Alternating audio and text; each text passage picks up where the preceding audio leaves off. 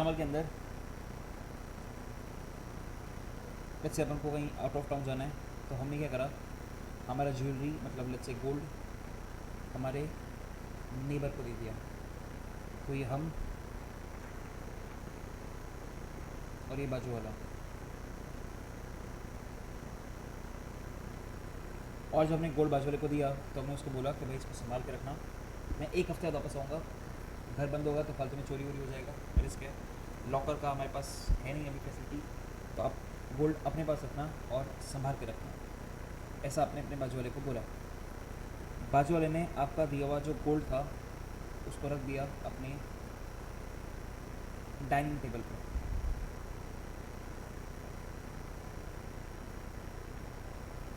Okay,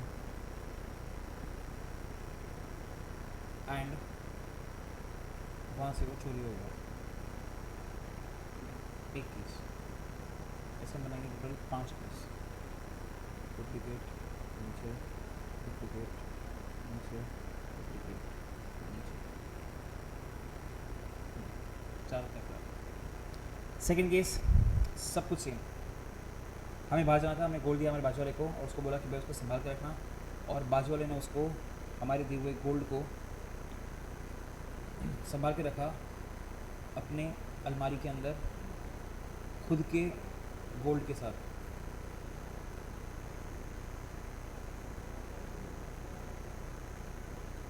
अलमारी में रखा खुद के गोल्ड के साथ और चोरी हो गया।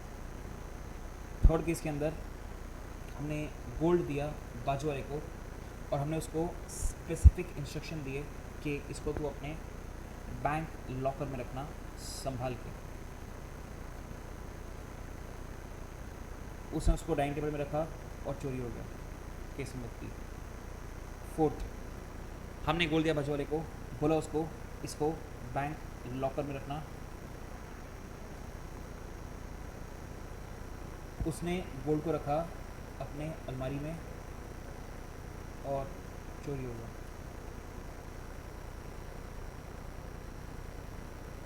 फिफ्थ केस,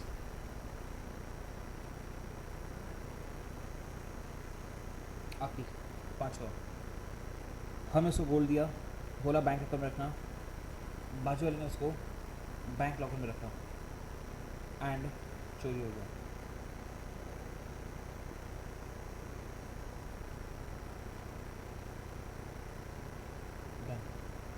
ठीक है, 5 केस बनाए।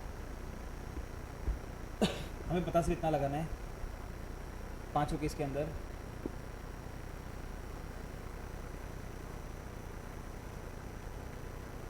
बेली,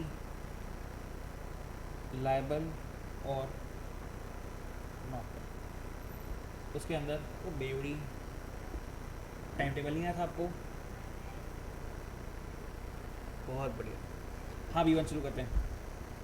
मुझे बता, इस एग्जाम्पल के अंदर बेला कौन बेली कौन? माशाल्लाह।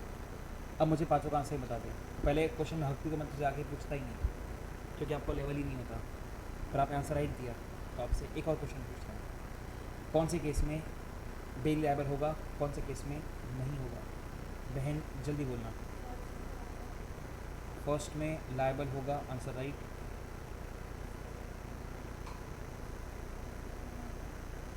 Answer right.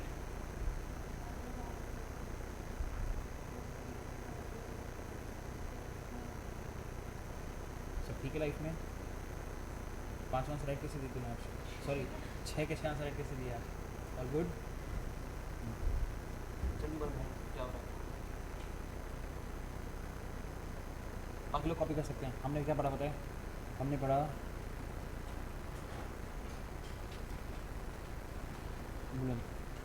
ये ड्यूटीज़ ऑफ बेली के अंदर take reasonable care of goods bailed. उसने आपको 2 एग्जाम्पल दिए, मैंने आपको 5 एग्जाम्पल दिए।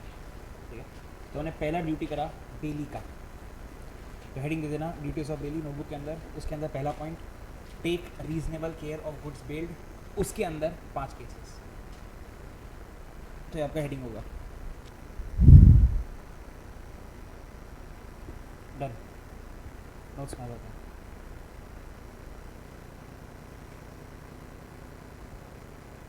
पाँचों केस आपके सामने। एकदम आसान है, पर एक बार पढ़ा हुआ होना चाहिए। दीप को लिखते हैं तो समझ में आ रहा है कि नहीं आ रहा। पहले केस में क्या हुआ बता मुझे। नहीं, संभालने के लिए। हाँ, तो बेली कौन है इसमें, मैं के बाजू वाला। लायबल होगा कि नहीं होगा, क्यों? रीजनेबल केयर ऑफ गुड्स नहीं रखा। डन, पाँचों अपने समझ में आ जाएंगे। कॉपी कर लो।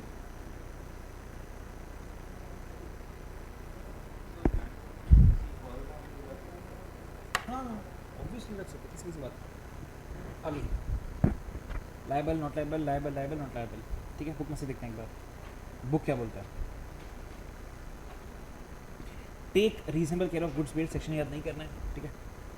इन all cases of bailment the bailee is bound to take as much care of the goods bailed to him as a man of ordinary prudence would, under similar circumstances, take care of his own goods of the same bulk, quality and value as the goods bailed. तो मेरे बाजू वाले का अगर gold होता तो उसको अलमारी में रखता, तो उसको मेरा भी अलमारी में ही रखना चाहिए था, इसलिए वो सेकंड केस में लायबल नहीं था। Example 12, if X bails his ornaments to Y and Y keeps these ornaments in his own locker at his house along with his own ornaments, and if all the ornaments are lost or stolen in a riot, Y will not be responsible for the loss to X. Case number 2, if on the other hand X specifically instructs Y to keep them in a bank but Y keeps at his residence, case number 3 and 4, then Y would be responsible for the loss caused on account of riot. Example 13, A deposited his goods in B's warehouse on account of unprecedented floods. A part of the goods were damaged. It was held that B was not liable for the loss. Exception, Bailey when not liable for loss etc. of things bailed. The Bailey in the absence of any special contract is not responsible for the loss, destruction or deterioration of the things bailed if he has taken reasonable care as required under 151. हमारा case number 2 और case number 5, पांचों case हो गए। आगे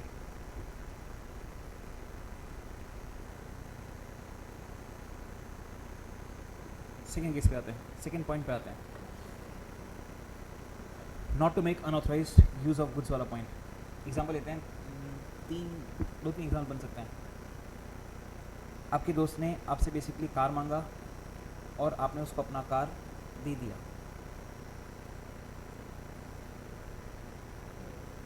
ये अपन और ये अपना दोस्त। आपका दोस्त जब आपसे कार लेने आया था तो उसने आपको कहा था कि उसको आपकी ये कार चाहिए, घर पे लोग दोस्त आ रहे हैं, उसके फ्रेंड्स आ रहे हैं, फैमिली आ रही है, तो उसको आपकी बेसिकली कार को लेके जाना है मुलुन से CST, और अकॉर्डिंगली आपने उसको कार दे दिया। फिर बाद में कार की GPS से पता पड़ा कि आपका दोस्त उस कार को लेके गया मुलुन से, क्या था इस साइड, भिवंडी लेकर गया सर। माशाल्लाह रोड एकदम मज़ा आ जाए आपको, कार के पुर्जे खुल जाए सर आपके, इतने अच्छे रोड्स हैं। एक केस हुआ। सेकंड केस, और नुकसान हुआ ऑब्वियसली। सेकंड केस कॉपी करते हैं। दोस्त आया, कार लेकर गया और कार वहीं लेकर गया जहाँ पे उसने कहा था, विच इज़ CST। ठीक है, फर्स्ट केस के अंदर भी कार का एक्सीडेंट हुआ लेट्स से, और सेकंड केस के अंदर भी एक्सीडेंट हुआ। यहाँ लिखता हूँ एक्सीडेंट, यहाँ लिख देते हैं एक्सीडेंट।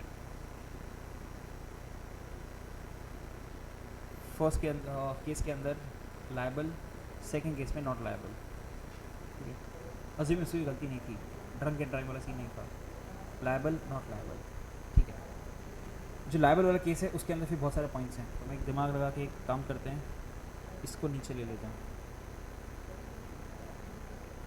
इसको ऊपर ले लेते हैं।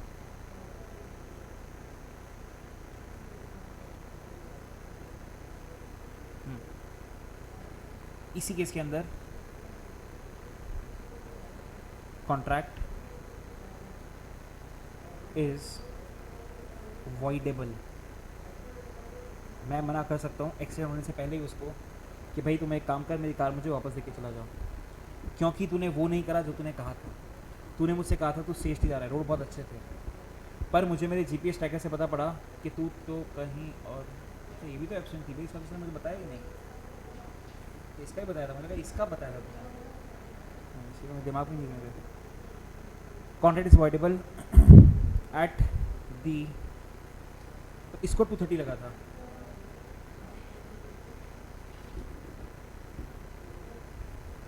Eight the option of me obviously the contract is voidable. मैं इसको बोल सकता हूँ कि मुझे कार वापस लेके चला जा, तू वो नहीं करा जो तूने मुझे कहा था। ठीक है, बुक में आता है सेकेंड वाला, not to make inconsistent use of goods. As per section 154, if the bailee makes any use of the goods bailed which is not according to the terms and conditions of the bailment, he is liable to compensate the bailer for any loss or destruction of the goods. Example 14 की बात करते हैं। A lends a horse to B for his own riding only. B allows C, बस ये गलती कर दी।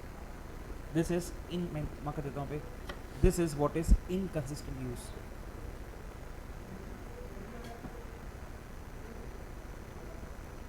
A member of his family to ride the horse. कितना confuse कर आपको, देख एग्जाम कैसे कंफ्यूज करेगा। सी राइड्स विद केयर, तो मैं क्या करूँ राइड्स विद केयर, देना ही नहीं चाहिए था ना। तो ऐसा बोलते ना, बी राइड्स विद केयर और एक्सीडेंट हो गया तो नॉट लायबल। तूने सी को दिया मतलब बात ही खत्म। अब वो केयरफुली करे कि नॉट सो केयरफुली करे, वो लायबल हो गई, बी लायबल हो गई। C rides with care but the horse accidentally falls, ठीक है, ये भी कंफ्यूज करे, एक्सीडेंटली गलती से, and is injured. B is liable to make compensation to A for injury done to the horse.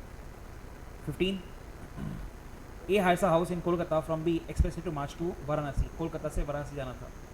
A rides with due care but marches to Cuttack instead. तो जो marches to Cuttack था ये हो गया आपका inconsistent use। ठीक है, तो कंफ्यूज करने के उसने आपको दिया rides with due care। अरे मैं क्या करूँ उसका, the horse accidentally, वापस accidentally, and is injured. A is liable to make compensation to B for the loss, for the injury to the horse। मैं आपको नीचे वाला पॉइंट भी बता दिया मार्क्स में। As per section 153, a contract of bailment is voidable at the option of the bailor if the bailee does not use the goods according to the terms and conditions of bailment. Example 16 दिया हुआ है, ये हमने discuss किया। A lends to B a horse for his own riding, B gives the horse to C for riding, the contract is voidable at the option of A, bailor। मैं notes यहाँ पे लिख देता हूँ, हमने लिखा नहीं है bailor वर्ड को।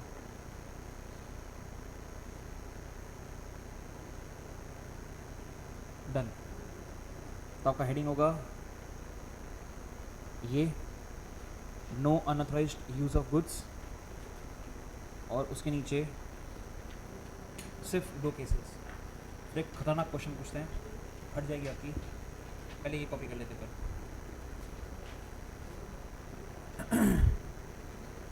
परसों सुना मुंबई में कोई 4-5 लोग मर गए।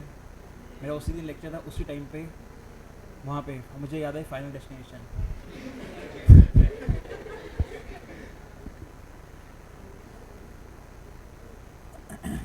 क्वेश्चन सुनना, यहाँ पे तो फ़र्क नहीं पड़ेगा ग्रेटिट्यूड्स नॉन ग्रेटिट्यूड्स का, पर जब हम ये पढ़े थे लास्ट लेक्चर के अंदर डिस्क्लोज नॉट फैक्ट्स, वहाँ पर बाइफिकेशन ज़रूरी था ग्रेटिट्यूड्स नॉन ग्रेटिट्यूड्स के बीच में, बेयर नेसेसरी एक्सपेंस के बीच में ज़रूरी था ग्रेटिट्यूड्स नॉन ग्रेटिट्यूड्स। अब हमारे लिए तो चीज़ें आसान थी बिकॉज हम ग्रेटिट्यूड्स के अंदर पढ़ रहे थे एग्जाम्पल को, तो हमें पता है कि एग्जाम्पल ग्रेटिट्यूड्स का है। नॉन ग्रेटिट्यूड्स के अंदर एग्जाम्पल पढ़ रहे थे, हमको पता था कि एग्जाम्पल नॉन ग्रेटिट्यूड्स का है। एग्जाम में कैसे पता चले? क्वेश्चन था, क्वेश्चन बहुत भारी है मेरा, आप लोग को समझा ही नहीं, कोई दिक्कत नहीं। यहाँ पे लिखा है इन केस ऑफ ग्रेटिट्यूस पेमेंट, तो जो एग्जाम्पल दिया होगा वो ग्रेटिट्यूस पेमेंट का ही होगा। हेडिंग दिया in case of non gratuitous, example जो होगा नॉन ग्रेटिट्यूस का ही होगा। सिमिलरली वापस एग्जाम्पल दिया ग्रेटिट्यूस, तो एग्जाम्पल ग्रेटिट्यूस का ही होगा, नीचे जो दे रखा है नॉन ग्रेटिट्यूस, तो एग्जाम्पल नॉन ग्रेटिट्यूस का ही होगा। एग्जाम में कैसे पता चलेगा? क्या क्या क्या भैया? घंटा। क्यों फ्रेंड को पैसे भी नहीं दे सकते? नहीं नहीं, मनी टर्म्स लिखा ही नहीं था। अब बोल, कुछ ऐसा लिखा नहीं कि बदले में उसको इतना पैसा देगा, ऐसा कुछ नहीं लिखा। घंटा क्या हुआ? घंटा ऐसा कुछ नहीं है, आपका असम्पशन हो गया। कभी सोचा ऐसा लाइफ में? घंटा। पेपर कैसे ख़त्म होगा? बस बस बस, वहाँ के एग्जाम्पल भी क्या आंसर कर दिया। हायर्स दिया है मतलब नॉन ग्रेटिट्यूस, लेंस दिया मतलब ग्रेटिट्यूस। देखो अपन रिकंसाइल करते हैं। ग्रेटिट्यूस के अंदर वर्ड मिलेगा लेंस, नॉन ग्रेटिट्यूस के अंदर वर्ड मिलेगा हायर्स। अगेन नॉन ग्रेटिट्यूस के अंदर वर्ड मिलेगा हायर्ड। फिर नीचे आता हूँ, यहाँ पे हम जो अभी पढ़ रहे थे, ठीक है, इन केस ऑफ बेलमेंट, तो उसमें लिखा हुआ है, फर्स्ट में तो बेल्स लिखा हुआ है, ठीक है, और हाँ 14-15 में मिलेगा ना, 14 में लिखा हुआ है लेंस मतलब ग्रेटिट्यूस, हायर्स नॉन ग्रेटिट्यूस। बता कौन से एग्जाम्पल में दिया हुआ है पैसा देगा पैसा नहीं देगा? किसी एग्जाम्पल में नहीं लिखा। आपको पकड़ते आना चाहिए कि वो किसका एग्जाम्पल है, और बुक में कहीं ऐसा लिखा नहीं है, ये ऑब्जर्वेशन होती है। आगे बढ़ते हैं।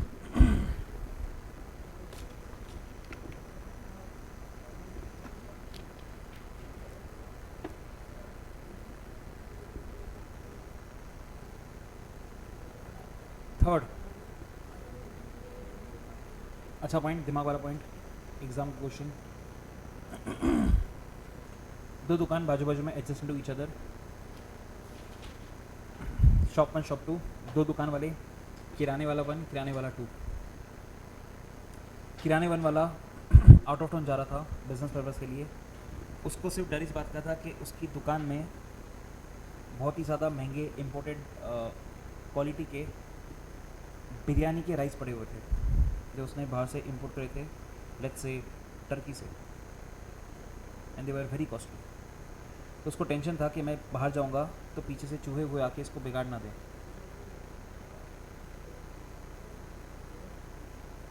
Biryani rice let's say 100 kilo, let's say price 1 lakh. इसको टेंशन है कि यार ये पीछे से ख़राब ना हो जाए, मैं एक वीक बाहर जाऊँगा, तो दिमाग लगाता है और अपने बाजू वाले को बोलता है कि यार मेरे इन बिरयानी वाले राइस को तू थोड़ा संभाल के रखेगा, सिर्फ एक वीक की बात है, मतलब तू इसमें जो वो ट्रीटमेंट करते हैं वो सब देखना टाइम पे हो रहा है कि नहीं हो रहा। बाजू वाला बोलता है ठीक है मैं संभाल लूँगा, आप टेंशन मत लो, आपके ये महंगे वाले राइस को कुछ नहीं होगा। मैंने अकॉर्डिंगली हमने राइस उसको दे दिए बाजू वाले को, ठीक है। बाजू वाला एक दिन ऐसे ही बिजी था, तो उसकी दुकान का जो एम्प्लॉय था उसने क्या करा, उनकी दुकान में ऑलरेडी जो राइस पड़े हुए थे, which is let's say Gujarat में बोलते हैं कोलन,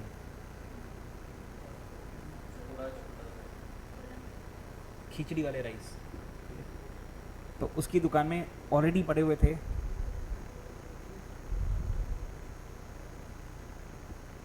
खिचड़ी वाले राइस। ये कोलन लिखूंगा तो एग्जाम टाइम में फोन कर कोलन के समय लिखवाया था, खिचड़ी वाले राइस 100 किलो, प्राइस 10,000, ठीक है। अब उस एम्प्लॉय ने क्या करा, ये वाले राइस को मिक्स कर दिया बिरयानी वाले राइस के साथ, ठीक है, इन दोनों को मिक्स कर दिया गया सर। उस एम्प्लॉय ने इसको मिक्स कर दिया। So basically what has now happened is we have undhiyu, a bag weighing 200 kgs, जिसके अंदर we have biryani rice plus खिचड़ी वाले राइस।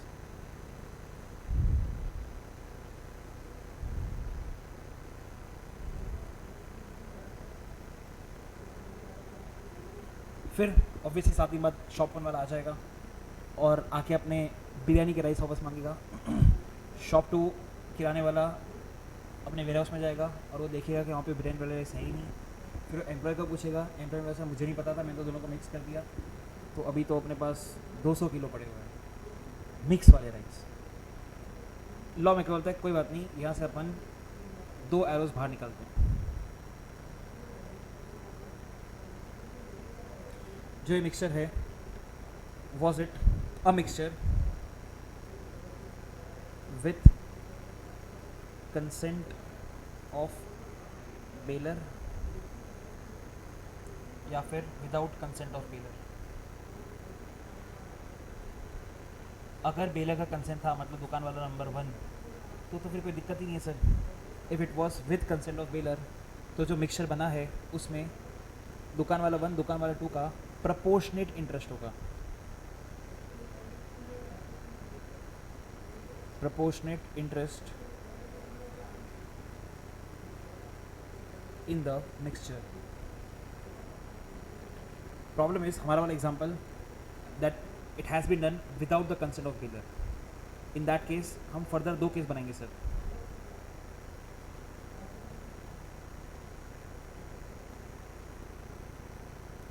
केस नंबर 1, सर क्या आपने जो ऊंधियू बनाया है, इज दैट ऊंधियू सेपरेबल और is it non separable?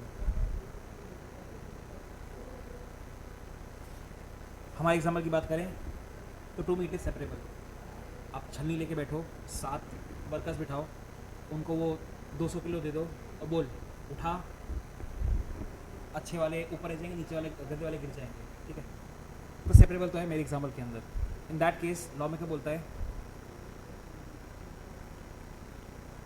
Cost of separation borne by bailee, क्योंकि उसने हगा है। सर ये अगर राइस की जगह मान लेते हैं घी होता, एक high quality ghee mixed with Dalda ghee, Dalda ghee low quality ghee, किसी का बाप अलग नहीं कर सकता सर। मतलब वो वाला केस हो गया नॉन सेपरेबल।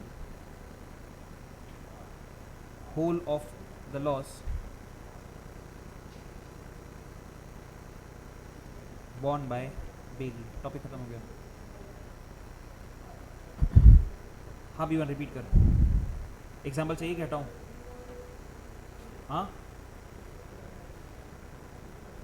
मेरी मर्जी तो हटा दिया।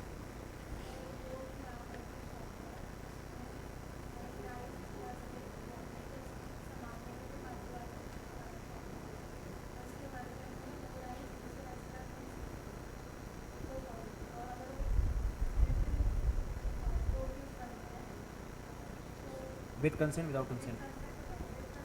विद कंसेंट किसका, बेलर का बेली का? क्योंकि बेली तो मिक्स करा है ना। हाँ प्रपोर्शन इंटरेस्ट मतलब नहीं रही बात। जो मिक्सर बना वो अपना बना 1,10,000 का, तो उसमें 1 लाख जितना जो होगा बिकेगा वो इसको मिलेगा 10,000, पूरा 1 लाख रुपये बेली में। बुक में से पढ़ते हैं एक बार, फिर डायग्राम पे आते हैं तो डायग्राम और अच्छा लगेगा। इतना बड़ा सा लिखा है सब बुक के अंदर। Not to mix the goods.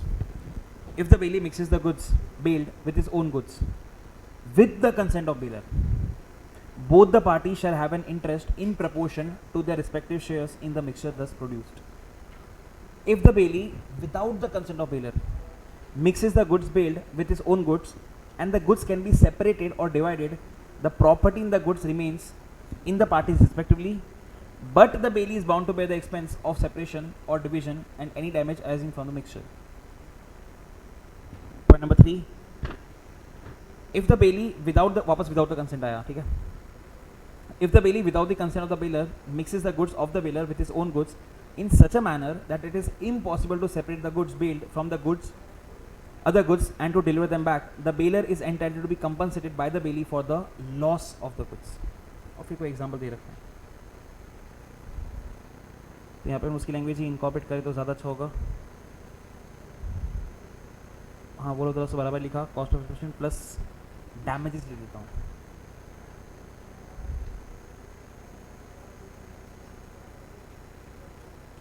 Let's say 1-2 kilo तो ऑब्वियसली नॉर्मल लॉस होगा ही ना, छांटोगे पर तो एकदम 100 और 100 निकलेगा नहीं, थोड़ा रह जाएगा ना, 98 एंड 102, तो वो 2 किलो का डैमेजेस हो जाएगा।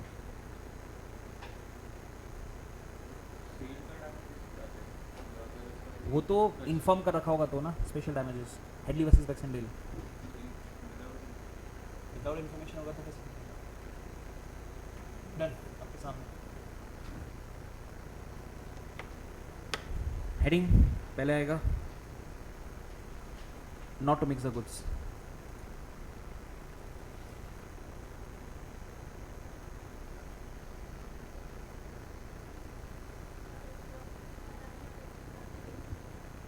बेच दिए तो सारा वो इस लास्ट वाले केस में आ जाएगा ना, सारा का सारा पैसा देना पड़ेगा, क्योंकि नॉन सेटलेबल जैसा हो गया ना, अलग नहीं हो सकता, वापस नहीं जा सकता, तो सारे का जो कॉस्ट था पूरा वापस देना पड़ेगा।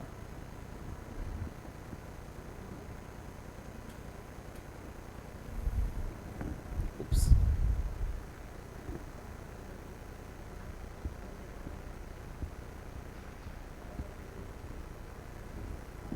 एंड नोट में क्या चल रहा है?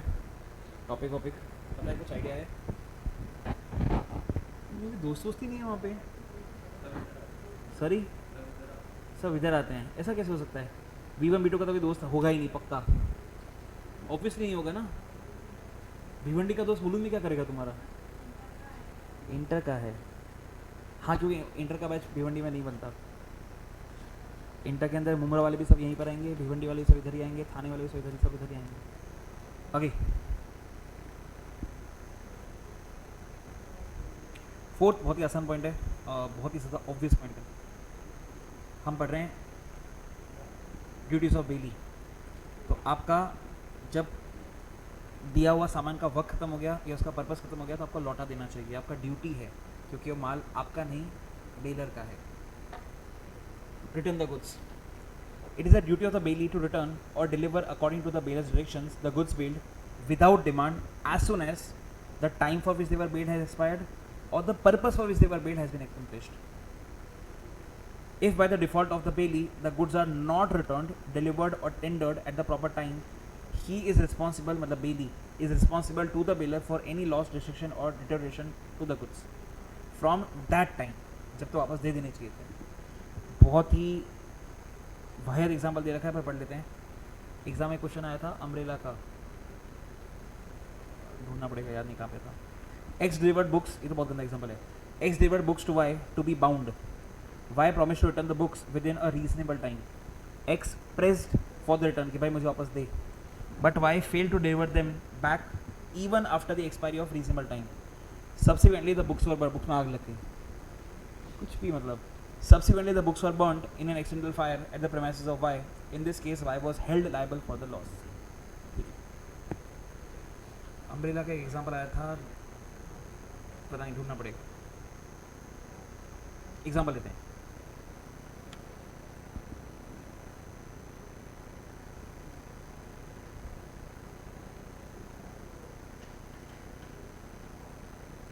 Let's say we have अपना बड़ा मैगी एंड उसका नेबर छोटा मैगी।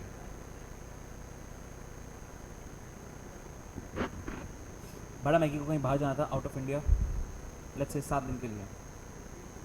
प्रॉब्लम वॉज, हमारे घर पे एक पेट डॉग है, लेट्स से लैब्राडोर, उसको साथ में लेके जा नहीं सकते, और पेट केयर में देना नहीं है, वहाँ पे वो लोग ध्यान रखते नहीं हैं, तो सर क्या किया जाए? तो मैगी ने दिमाग लगाया कि जो मेरा बाजू वाला है वो मेरा दोस्त ही है, और ऑब्वियसली मेरा डॉग मेरे बाजू वाले को अच्छे से जानता भी है, तो उसके पास रह भी जाएगा, एंड मेरा नेबर के पास खुद के पास भी एक डॉग है, लेट्स से लैब्राडोर या कोई भी XYZ, तो he knows how to handle the dogs and all. तो बड़ा मैगी कुछ टाइम के लिए छोटा मैगी को बोलता है कि भाई मेरा डॉग तो अपने वहाँ पे रख ले, मैं एक हफ्ता या नहीं तो मैक्सिमम 1-2 महीने के अंदर वापस आ जाऊँगा, और I will take back my dog. छोटा मैगी बोलता है ठीक है। बड़ा मैगी बोलता है कि पैसे से कुछ भी खर्च होंगे, पेडिग्री वेडिग्री, तो पैसा मैं दे दूंगा, टेंशन मत ले। छोटा मैगी बोलता है नहीं यार, वो तो मेरे डॉग के लिए मैं परचेज़ करता हूँ, ओके। तो ये वाला डॉगी बाजू में आ जाता है, ठीक है, यहाँ पे आ जाता है, और हमारा बड़ा मैगी चला जाता है USA।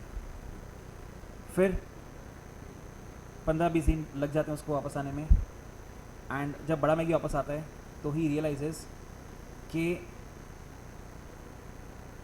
इन दोनों का छोटा लेब्राडोर दुनिया में आ चुका है। हंसने का क्या उसके अंदर आ गया, दुनिया में आ चुका है। तो we have L1, L2 and we have Cl। Now the question is, ये किसका? ये विमेन एम्पावरमेंट साले।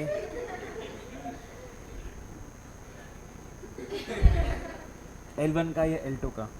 दोनों का ऑब्वियसली हो नहीं सकता कि 4 दिन पूरा 3 दिन मैं रखूँगा, ऑब्वियसली नॉट फीजिबल। किसी एक का ही हो सकता है। तो मैं लॉ में क्या बोलता है कि भाई किसका होगा? तो आंसर इज बड़े मैगी का होगा, because of the goods build ये दुनिया में हुआ एंड हेंस उसका ये मालिक। ये यहाँ से वहाँ डॉग जाता नहीं तो छोटा डॉग आता नहीं। गलती से भी मुझे जज मत करना, यहाँ की बुक का एग्जाम्पल है, मेरे को जज मत करना, ठीक है? ये यहाँ का एग्जाम्पल है। A leaves a cow in the custody of B. The cow gives birth to a calf. B is bound to deliver the calf along with the cow to A. अब ऑब्वियसली ऐसा cheap question exam में तो नहीं आएगा, तो हम exam के question की बात करते हैं जो एग्ज़ाम में आ चुका है ऑलरेडी, दोनों फाउंडेशन में भी इंटर में भी। फाउंडेशन में RTP में भी आया था और इंटर में तो एग्ज़ाम में आया था। क्वेश्चन कुछ ऐसा था, आप बैंक के पास गए और आपने यहाँ से लोन लिया एंड लोन के बदले में आपने अपने 100 TCS के शेयर्स गिरवी रखे।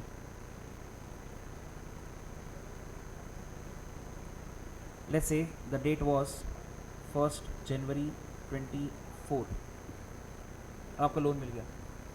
नाउ ऑन 7 जनवरी 7 रख लेते हैं, 7 जुलाई 24, 7 नहीं चलता, TCS ने बोनस शेयर अनाउंस किए। बोनस 1:1, या अपन 2:1 रख देते हैं तो कन्फ्यूजन नहीं होगा। 1:2 मतलब बैंक के पास अब 100 + 50 150 शेयर्स है सर।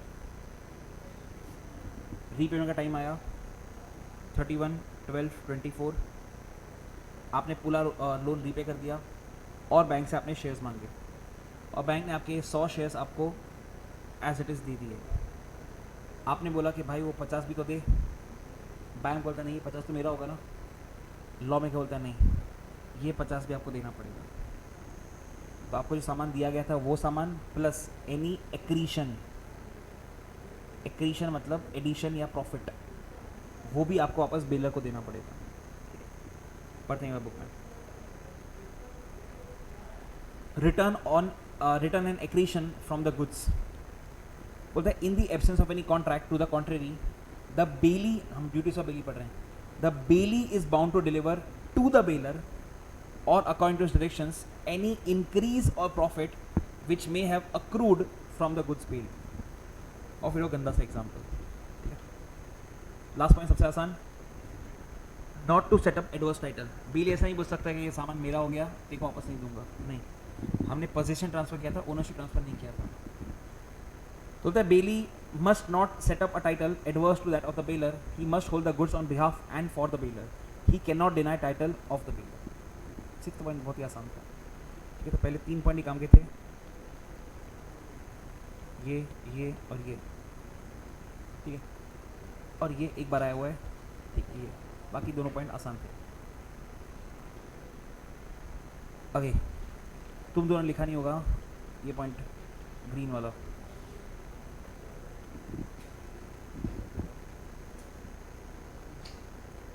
वहाँ से कर, यहाँ पे कॉपी करा।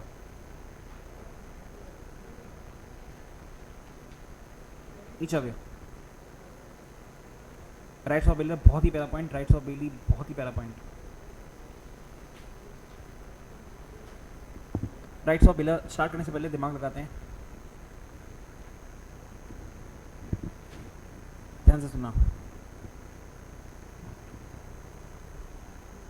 मैट्रिक्स बनाते हैं।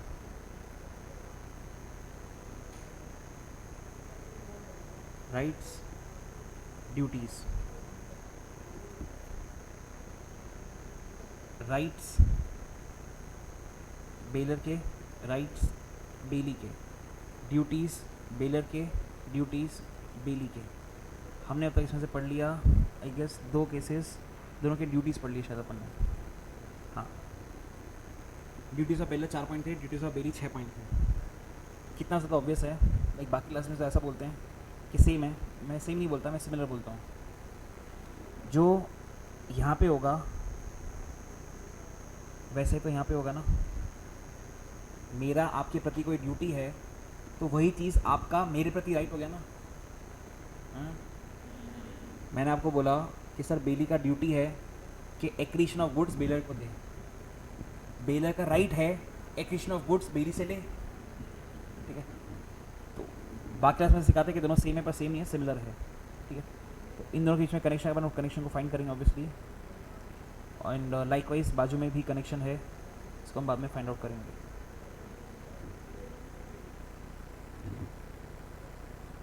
इससे टॉपिक बहुत आसान हो जाएगा, देखते हैं। Let's start with rights of baler. पहले दोनों पॉइंट कनेक्टेड है और चौथा 5वां भी कनेक्टेड है। 5 में से 4 पॉइंट कनेक्टेड है, इसलिए मैं सिमिलर बोला, सेम नहीं बोला। देखते क्या बोलते हैं। पहला, राइट्स ऑफ बेलर, गुड्स देने वाला। Right to terminate the goods, the bailment.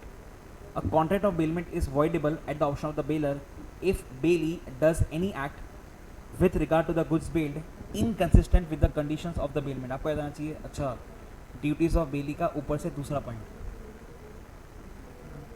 अब दर्द है तुम्हारी लाइफ में, वो कार वाला, इनका भिवंडी वाला, रोड वाला इनकंसिस्टेंट था वो, और वहाँ पे ड्रॉ भी तो किया था अपने केस नंबर 2 के नीचे ब्लैक कलर से, voidable eight the option of baler, तो कनेक्टेड तो हुआ। Second, when the goods are lent gratuitously, the bailor can demand back the goods at any time even before the expiry of the time fixed। ये हमने last class में किया था कि sir ग्रेट्यूटस bailment के अंदर आप सामान वापस मंगा सकते हो। गोवा वाले केस में नहीं मंगा सकते थे क्योंकि वो नॉन ग्रेट्यूटस था। ग्रेट्यूटस में प्री मैच्योर टर्मिनेशन हो सकता है, हमने लास्ट क्लास में पढ़ लिया सर। नीचे पॉइंट अपन पढ़ चुके हैं। However, due to premature return of the goods, if the bailey suffers any loss which is more than the benefit actually obtained by him, the bailor has to compensate the bailey। वो petrol वाला example, ठीक है। Example 21, A while going out of station delivered his ornaments to B for safe custody for 1 month, but A returned to station after 1 week। He may demand the return of his ornaments even though the time of 1 month has not expired। ये point आप उससे भी connect कर सकते हो। Second last कहाँ गया, return the goods से। आपका बेली का ड्यूटी है गुड्स रिटर्न करने का, बेलर का राइट है गुड्स वापस लेने का। कनेक्टेड हो गया, ठीक है। थर्ड पॉइंट बाद में आता है, उसे खुद नहीं लिखा, discuss in next pages. Fourth, right to sue the bailee, नुकसान के लिए। The bailor has the right to sue the bailee for enforcing all the liabilities and duties of him. Compensation mixing वाला पॉइंट हो गया। If any damage is caused to the goods bailed because of the unauthorized use of the goods or unauthorized mixing of the goods, the bailor has right to claim compensation for the same। दिमाग लगाते हैं, बहुत high level का।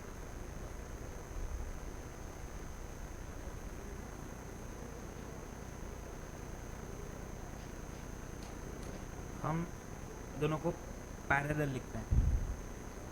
मैं लिखता हूँ duties of Bailey,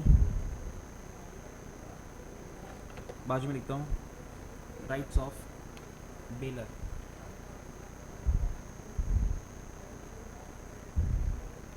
connected points को बाजू बाजू में लिखेंगे। सेम नीचे कॉपी कर लेता हूँ और फिर इंटरचेंज कर देंगे।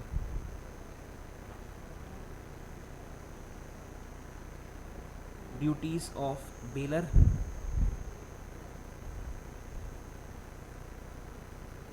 Rights of belly, done. और फिर उसको 1 to 1 मैच करते हैं सर फॉर 100% क्लैरिटी। हमने स्टार्ट किया था टॉपिक ड्यूटीज़ ऑफ बेलर से,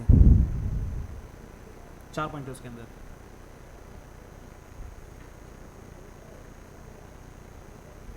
डिस्क्लोज नोन फैक्ट्स,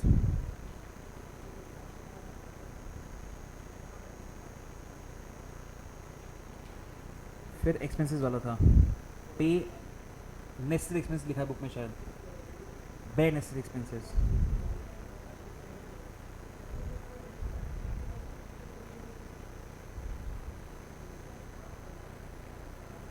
और नेक्स्ट दो पॉइंट इंडेमनिफिटी के थे, इंडेमनिफाई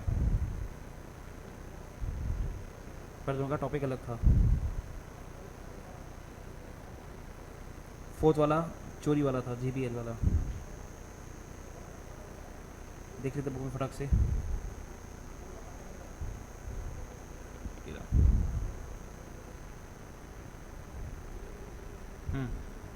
third was pre mature termination,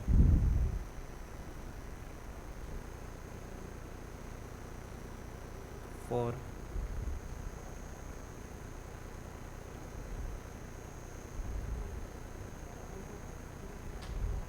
ये सब आपको करना होता है घर बैठ के, सब मैं कर रहा हूँ, क्योंकि जब मैं पढ़ता था मैं ऐसा करता था, और अटमोस्ट क्लैरिटी। दूसरा एक तो डिफेक्टिव टाइटल और दूसरा रिसीव बैक द गुड्स।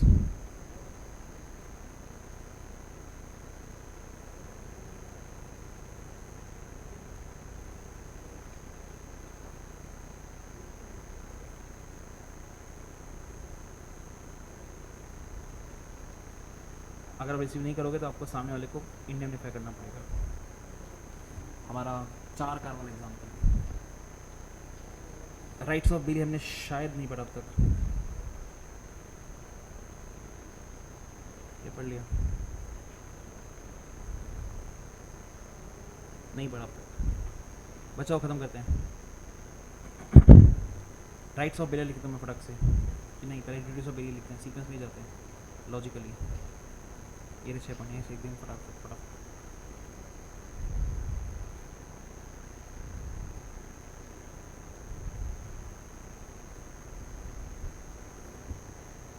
ऊपर लिखना पड़ेगा।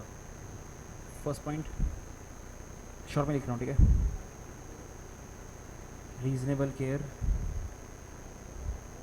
Not inconsistent use,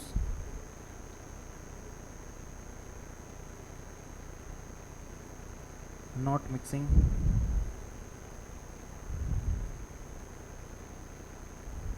return the goods,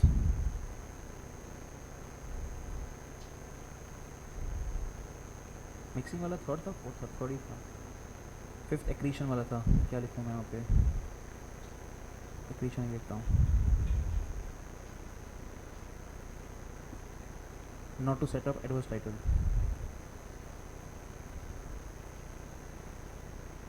okay, हमने राइट्स ऑफ बिलर भी कर लिया सर, ओपन करते हैं फटक से। ये रहा, टर्मिनेट द बिलमेंट, इसको उसके सामने लिखते हैं, सर किसके सामने, इनकंसिस्टेंट के सामने।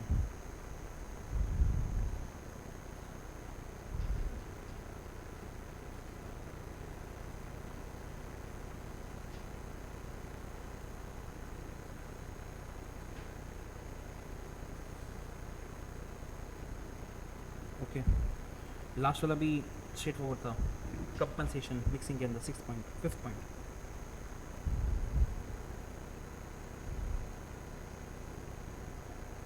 कंपनसेशन, और क्या कर सकते हैं, डिमांड बैक वाला पॉइंट, रिटर्न के सामने डिमांड बैक, डिमांड बैक, और क्या कर सकते हैं, बस।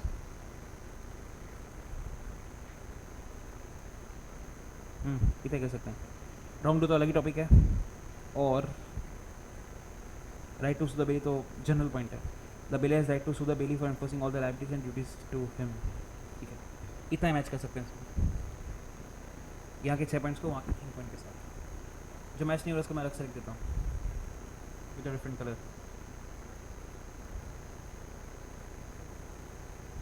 ऊपर 1 लिख देते हैं विच वॉज रॉन्ग डो लिखते हैं ना, हमने पढ़ा नहीं अब तक। और 5वां सू सू बेली। ठीक है सर, जो मैच नहीं हो रहा उसको मैंने अलग से लिख दिया।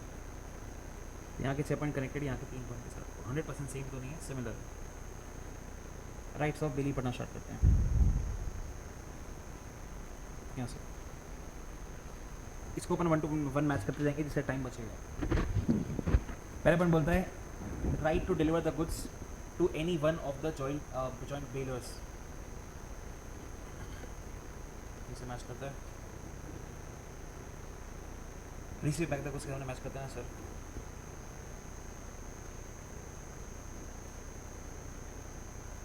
इससे मैच करता है।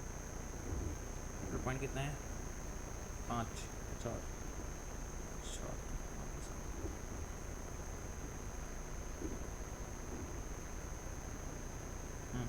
इसका ड्यूटी इसका right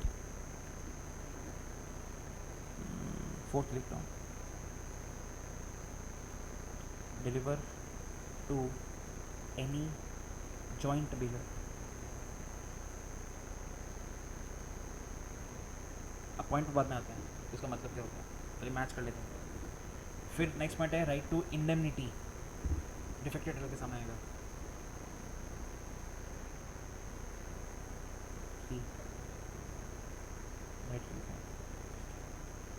indemnity.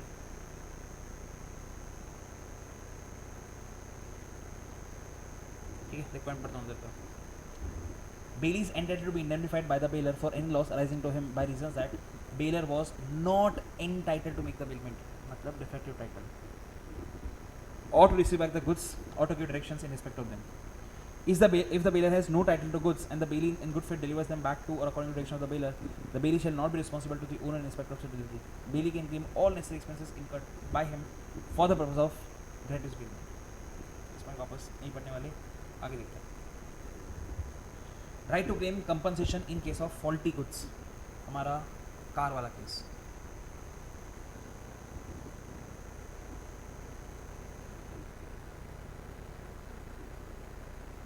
Compensation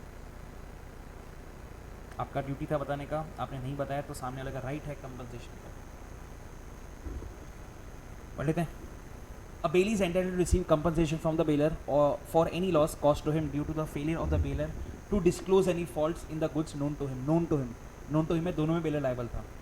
If the bailment is for hire, non-gratuitous, the bailor will be liable to compensate even though he was not aware. पढ़ चुके अपन already. Right to claim necessary expenses. In case of gratuitous bailment, the bailor shall repay to the bailee the necessary expenses incurred by him and any extraordinary expenses incurred by him for the purpose of bailment. Last class में पढ़ा था, तो यहाँ पे आ गया right to claim. तो यहाँ पे आपका ड्यूटी था बेयर नेसेसरी एक्सपेंसेस और उसका राइट है क्लेम करने का। राइट टू क्लेम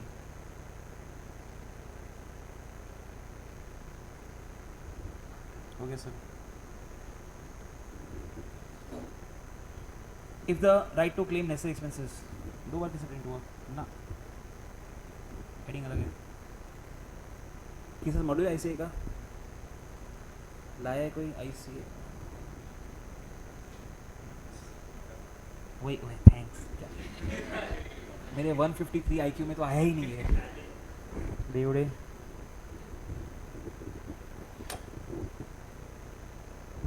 और 0 तो नहीं चला था ना लास्ट टाइम। कौन सा है 4G वाला?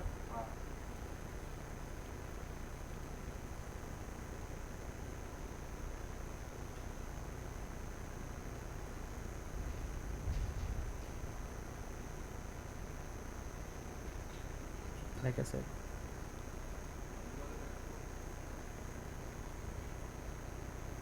गरीबों का हो जाता होगा।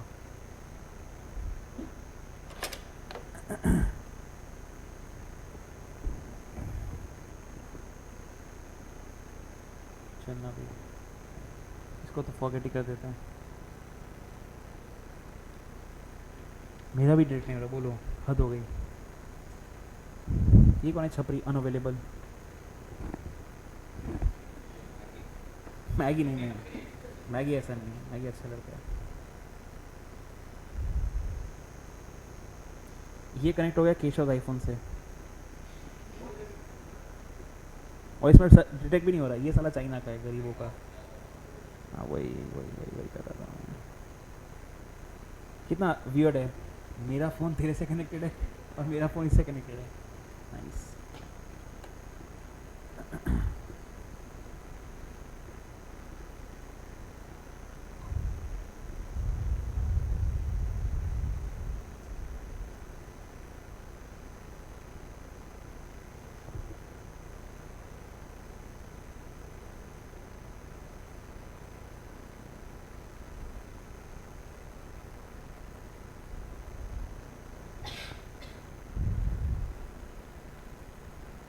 ये क्या करा मैंने, ऊपर वाला खुल गया,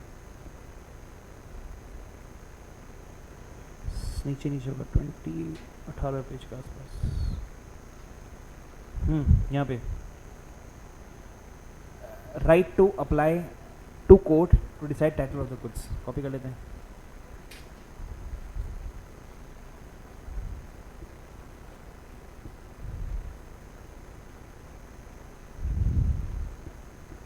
इसको काटा मैंने,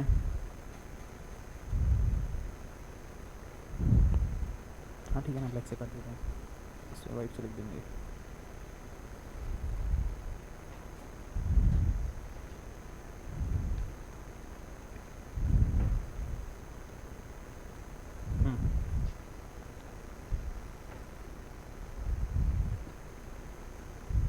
Apply to court to decide title of to the goods.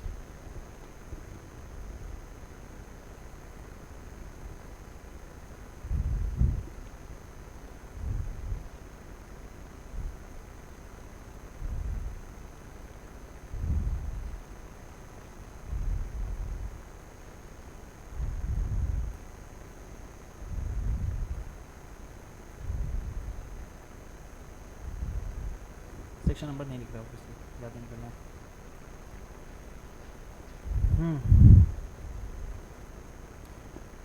अंदर पढ़ लेते हैं। If the goods paid are claimed by the person other than the bailer, the bailee may apply to the court to stop its delivery and decide the title of the goods. ये कैसे match कर सकते हैं अपन?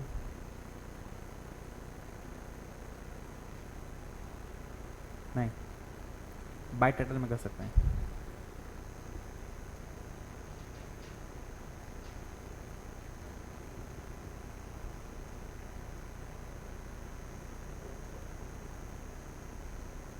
ये हो जाएगा 4, ये हो जाएगा 5 और यहाँ से निकलेगा 3।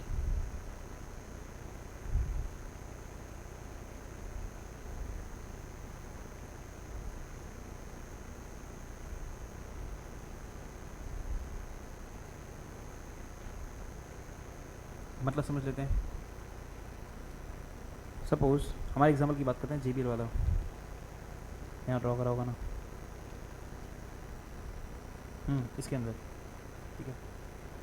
अब सपोज ये हमारे पास आया तो सही कि ये गुड्स मेरे हैं ऐसा करके, मिस्टर ब्लैक, ठीक है, आया कि ये गुड्स मेरे हैं, पर इस बार उसके पास प्रूफ नहीं है, पर वो क्लेम करा है कि ये गुड्स मेरे हैं। अब अगर मैं गुड्स मिस्टर ब्लैक को दूँ तो ये मेरे को सू करेगा, अगर मैं गुड्स इसको दूँ तो ये मुझे सू करेगा।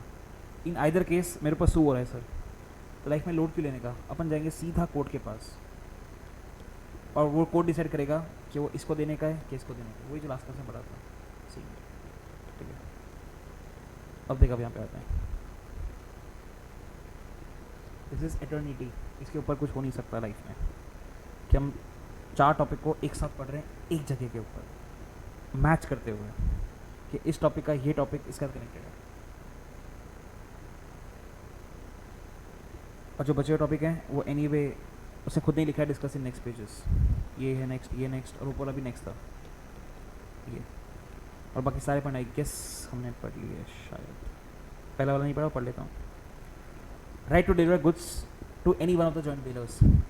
जॉइंट डीलर्स मतलब जॉइंट ओनर्स, मैं किसी को भी कुछ डिलीवर करूँ, मेरा राइट है ये। If several joint owners bail the goods, the bailee has right to deliver them to any one of the joint owners unless there was a contract to the contrary. A, B and C are joint owners of a harvesting combine. They delivered it on hire to D for 1 month. After the expiry of 1 month, D may return the combine to any one of the joint owners, namely A, B or C. और फिर इसका example देख लेते हैं. A dealer in TV delivered a TV to B for using in summer vacation. Subsequently, C claimed that TV belonged to him as it was delivered only for repairs. मतलब मैंने किसी को रिपेयर के लिए दिया मेरा टीवी, उसने वो टीवी किसी को बेलमेंट में दे दिया, तो मैं बोल रहा हूँ कि टीवी मेरा और ये बोल रहा टीवी मेरा. ऐसा कुछ चल रहा है. B should deliver it to him. In this case, B may apply to the court to decide the question of ownership of TV so that he may deliver to the right owner. और बाकी points anyway discuss next page पे होने वाला है. मैं यहाँ पे heading तो देता हूँ ऑब्वियसली. पहले 5 के बाद 6 और 7 जो पढ़ना बाकी है अभी.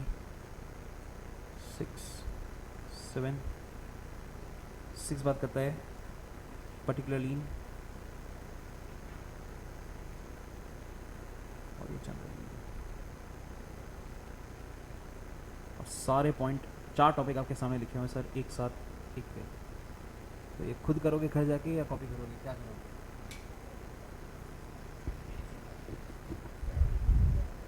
पागल हो गई.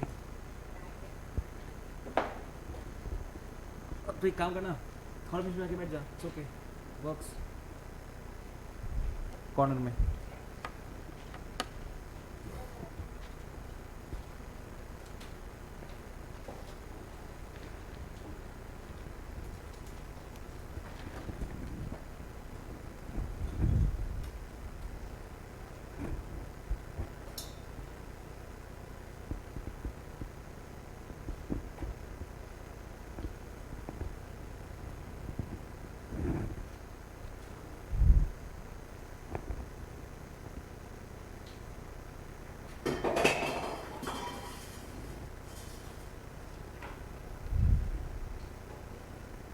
एक सीन में था ना वहाँ का गुजरात का रूपानी, वो भी प्लेन में था.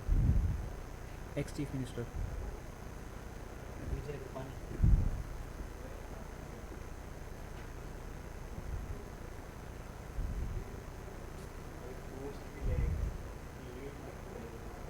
टेक ऑफ हुए टाइम में क्रैश हो गया. जहाँ पे गिरा वो MBBS का हॉस्टल था. वीडियो भी आ गया भाई.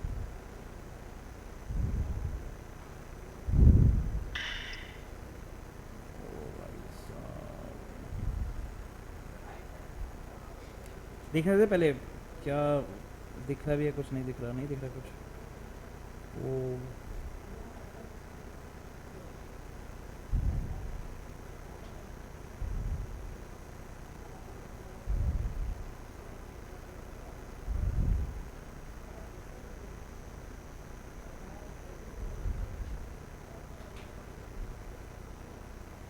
भाई बहुत डेंजरस है.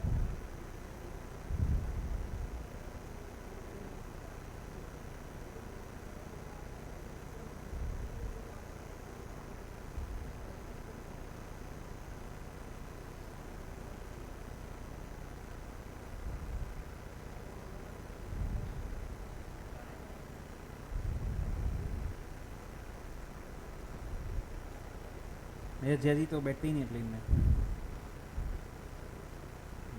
वो भी है. ट्रेन में देश का चांस क्या बच जाओ, प्लेन में तो कभी 0 चांस ही बचने का. इम्पॉसिबल.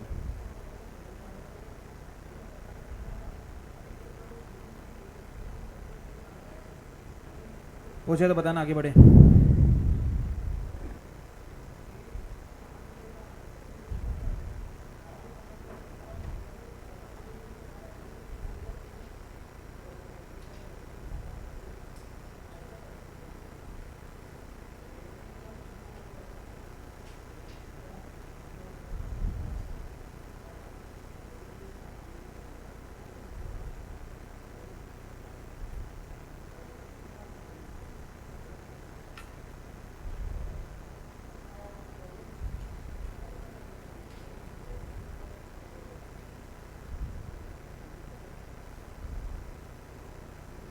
पिंकी हो गया, पीछे लोग लिख रहे हैं।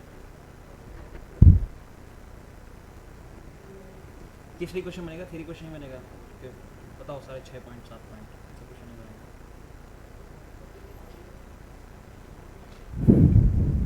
आगे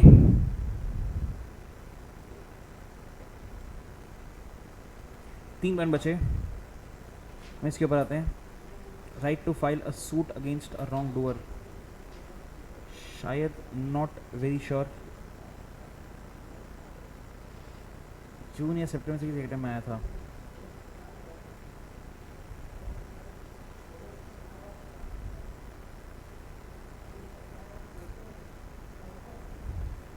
सर्च कहाँ करते हैं भैया? ओह सर्च किया, रॉन्ग,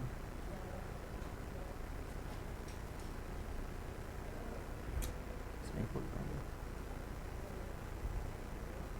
2 मार्क का नहीं 4 मार्क का था, एकदम अनएक्सपेक्टेड क्वेश्चन था, मतलब मैंने भी एक्सपेक्ट नहीं किया था क्वेश्चन में एग्जाम में आएगा, क्योंकि इंटर में कभी नहीं आया था। हाँ इसमें ही है, वाओ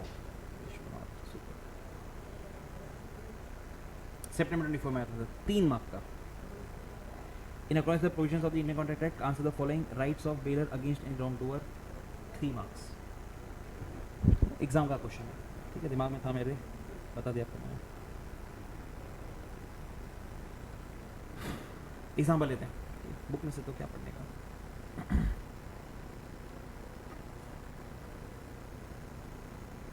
सपोज आपने अपने दोस्त को कार दी, ठीक है, क्रेडिट फर्क नहीं पड़ेगा, सेम क्वेश्चन दोनों के अंदर।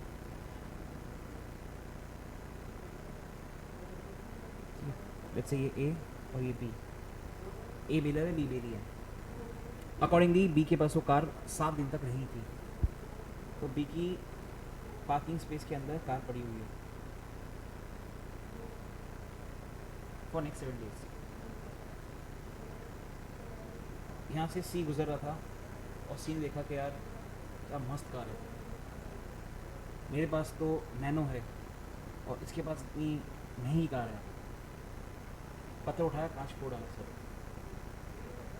पूरा कांच तोड़ा, सी ने पत्थर फेंक दिया, ठीक है। सी को बोलेंगे रॉन्ग डूअर, वेरी ऑब्वियस।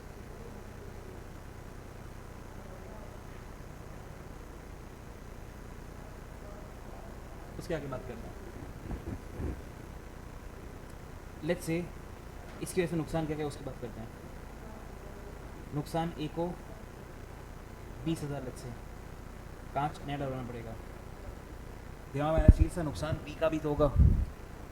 अब वो कार तो चली गई, तो बी ने लेट्स से जूमगा के पास जाके फिर 7 दिन तक कार हायर के ली, तो उसका खर्चा उसका आया लेट्स से 5,000 रुपये। अब लॉ में क्या आपको सिखा रहे हैं यहाँ पे कि ए इसको सू करेगा फॉर 25,000 और उसके बाद 20,000 वो खुद रखेगा और 5,000 बी को दे देगा। नेक्स्ट पॉइंट थोड़ा अजीब, सर बी भी इसको सू कर सकता है। सर कितने के लिए? पूरा 25,000,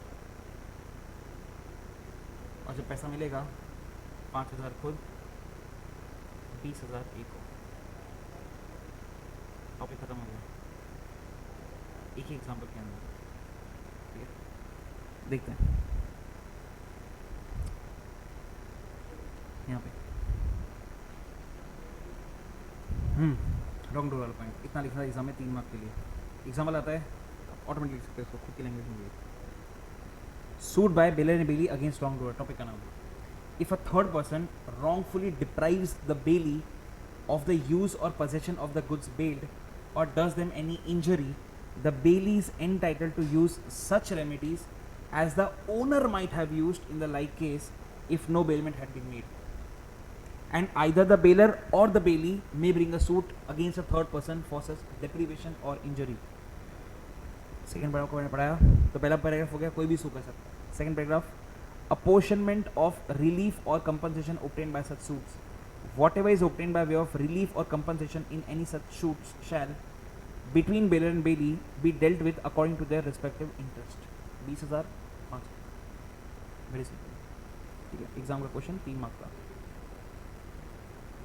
आगे बढ़ते हैं. Termination of bailment, again super important topic. Exam में आ चुका, जब इंटर में था तब, फाउंडेशन में अब तक तो नहीं आया है. हम दिमाग लगाते हैं कि सर बेलमेंट कब ख़त्म हो सकता है. उसमें से मैंने 2 पॉइंट ऑलरेडी पढ़ लिए, तो पहले वो 2 पॉइंट की बात कर लेता हूँ जो हमने पढ़ लिए. एक हमने पढ़ा, उसको लिखने का तरीका अलग है थोड़ा सा.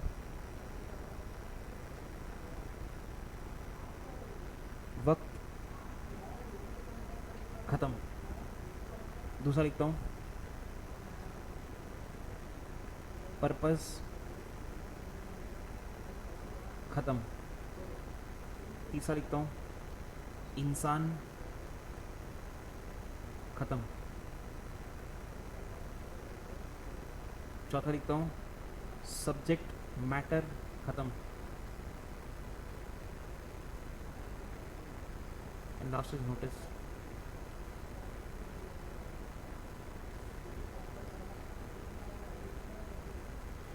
एक बार इसको आप याद कर सकते हो अगर इस तरह से याद कर रहे हो तो. ठीक है, 5 में से 4 जगह आई रिटर्न खत्म. या तो वक्त, या तो पर्पस, या इंसान, या सब्जेक्ट मैटर. वक्त समझ में आता है. हमने आपको मेरी कार दी 7 दिन के लिए, 7 दिन खत्म हो गए, बेलमेंट खत्म हो गया. हमने आपको कार रिपेयर के लिए दी थी, रिपेयर हो गई, बेलमेंट खत्म हो गया. हमने आपको मेरी कार दी थी, इंसान ही नहीं रहा, कार वापस आ जाएगी. दिमाग 4th वाले में सर. 5th भी आता है नोटिस. इसको कनेक्ट कर सकते हो आप प्रीवियस टॉपिक के साथ कि सर मैंने आपको कार दी थी CST जाने के लिए, आप भिवंडी लेकर गए, तो मैंने आपको नोटिस दिया कि भाई बेलमेंट खत्म कर रहा हूँ, और ख़त्म कर दिया. तो दिमाग सिर्फ 4 पॉइंट के अंदर ही है. सब्जेक्ट मैटर खत्म. सर मैंने आपको कार दी थी, कार जल के राख हो गई, बेलमेंट खत्म. द लॉजिक इज क्यों, बेलमेंट क्यों खत्म. गेसेस. तो बेलमेंट का definition section 148, return of goods होना चाहिए, जो हो नहीं पाएगा सर. तो बेलमेंट हुआ ही नहीं सर, डेफिनेशन सेटिस्फाई नहीं हुई, एंड इसलिए बेलमेंट खत्म होगा. ठीक है, यहाँ पे लिखा हुआ है वक्त, पर्पस, इंसान, सब्जेक्ट मैटर. तो 4 खत्म वाले पॉइंट. एक नोटिस वाला पढ़ लेते हैं. 5 पॉइंट है. Contract of bailment shall terminate in the following circumstances. पहला, on expiry of stipulated period. If the goods were given for a stipulated period, the contract of bailment shall terminate after the expiry of such period. X gives a motorcycle to Y for a month, the bailment terminates after a month. On fulfillment of purpose, if the goods were delivered for a specific purpose, ठीक है, repair वाला, bailment shall terminate on the fulfillment of the purpose. X hires certain tents and crockery on marriage of his daughter, the bailment terminates after the marriage. purpose खत्म हो गया. फिर 4th, death. A gratuitous bailment terminates upon the death of either the bailor or the bailee. वही वापस गोवा वाला example. Sir मैं जिस झुमका वाले से कार लेकर गोवा गया था, उस झुमका वाले की अगले दिन मौत हो गई. ठीक है, रेस्ट इन पीस, पर मैं तो गोवा का ट्रिप करके ही वापस आऊँगा ना. ग्रेटिट्यूड के अंदर ऐसा नहीं होगा सर. नीचे, destruction of subject matter. A bailment is terminated if the subject matter of the bailment is destroyed, or there is a change in the nature of the goods which makes it impossible to be used for the purpose of bailment. Example दिया है, X gives his cycle to Y on hire, cycle damaged beyond repairs, bailment ends. Third, notice. A अभी अभी पढ़ा है CST वाला example, where the bailee acts in a manner which is inconsistent with the terms of bailment, the bailiff can always terminate the contract of bailment by giving a notice to the bailee. क्योंकि contract हम पढ़ चुके हैं, voidable होता है और लिख भी चुके हैं. नीचे वाला ऑलरेडी पढ़ चुके हैं सर, तीसरी बार पढ़ रहे हैं same topic. A gratuitous bailment can be terminated by the bailor at any time by giving a notice to the bailee However, the termination should not cause loss to the bailee in excess of the benefit received by him. In case the loss exceeds the benefits derived from the bailee, the bailiff must compensate the bailee for the loss. बहुत ज़्यादा आसान. ये रहा पाँचों point. वक्त खत्म, purpose खत्म, इंसान खत्म, सब्जेक्ट मैटर खत्म, नोटिस. 5 मार्क का मस्त क्वेश्चन बन सकता है, आसान क्वेश्चन बन सकता है मेरे हिसाब से. क्या हुआ बिल्कुल बिल्कुल कंपनसेट कौन सा वाला समझा नहीं. तो डिपेंड करता है ना, अगर उसकी कोई गलती थी, उसकी वजह से कुछ हुआ तो कंपनसेट करेंगे. उसकी गलती ही नहीं थी कि कोई ठुक के चला गया तो फिर कंपनसेट करेगा. 30 सेकेंड्स आई वेट. मेरे हिसाब से 500 के ऊपर लोग मरेंगे. उसमें तो नोटिस करा हो तो फ्लाइट के भाव भी 2x हो चुके हैं. किसी नोटिस करा ऐसा कुछ? हाँ, तुम लोग प्लेन में ट्रैवल नहीं करते? जैसे मैं यहाँ से जयपुर जाता था पहले 2022 तक, इट वुड बी 3000. आज चेक करता हूँ सीधा 6000. नोटिस नहीं किया तुमने ऐसा? फ्लाइट के भाव डबल हो चुके हैं और उसमें फिर ये सब पहले पीसीस हुए और शायद पीसीस में से पहले ही जल गई पूरी. Impossible.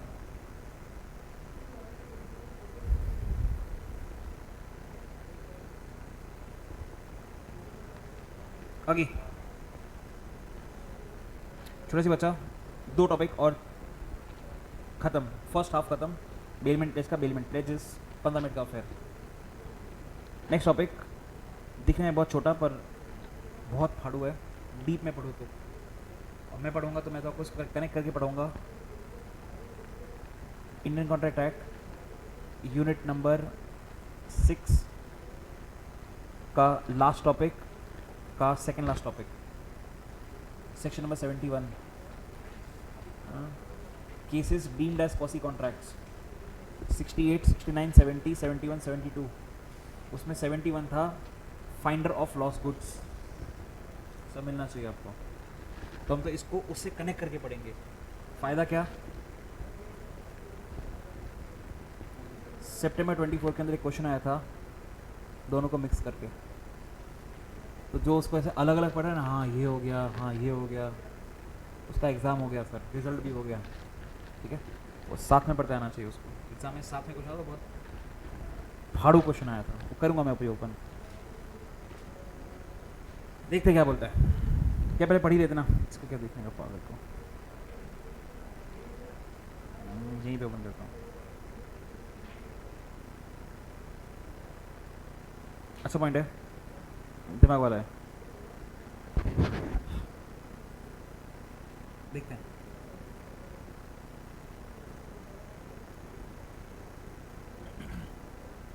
Let's say we have, मतलब मेरे साथ भी हो चुका है एक बार 2018 आई गेस, पता नहीं. तब मैं एंड मेरी मदर ऑटो में बैठे, basically went to Andheri west के कॉर्नर, मतलब हम वेस्ट में रहते हैं और थोड़ा उस साइड गए थे हम लोग शॉपिंग करने के लिए. तो बेसिकली एक ऑटो है, लेट्स से हमने इसको पकड़ा बोरीवली से. ठीक है, और बोरी से हम लोग गए बेसिकली अंधेरी शॉपिंग करने. शॉपिंग करी और ऑटो में वापस आ रहे थे. आपको बता दो, ऐसे ऑटो के पीछे जगह होती है ऐसे सामान रखने की. बहुत सारा शॉपिंग था, 3-4 बैग आगे थे और 2 छोटे छोटे बैग पीछे थे. वो पीछे ही रह गए, हम लोग उधर गए. मेरी लाइफ में आज तक सिर्फ एक बार ही ऐसा हुआ, जो भी है. ठीक है, तो लेट्स से हम लोग बोरी से अंधेरी गए एंड वहाँ पे उतरे और सामान भूल गए. ठीक है, फिर जो ऑटो था जिसने हमको बोरी से अंधेरी छोड़ा, वो वापस चला गया अंधेरी से लेट्स से कहीं और घाट के ऊपर. रियलाइज़ हुआ उसको कि उसके पास रिक्शा के अंदर सामान पड़ा हुआ है उसी पैसेंजर का जो अभी अभी वहाँ पे बैठा था. पर अभी तो उसको अंधेरी से मिल गया दूसरा ग्राहक, तो वहाँ से उसको लेके वो घाट के ऊपर आ गया. बट ही रियलाइज कि इसके पहले वाला जो कस्टमर था ये उसका सामान है. यहाँ पे 71 लगा, यूनिट नंबर 6 लगा. जब उसको पता पड़ा कि उसके पास किसी और का सामान है, यहाँ पे यूनिट नंबर 6 हुआ. ठीक है, तो घाटकोपर में ऑटो वाला रियलाइज्ड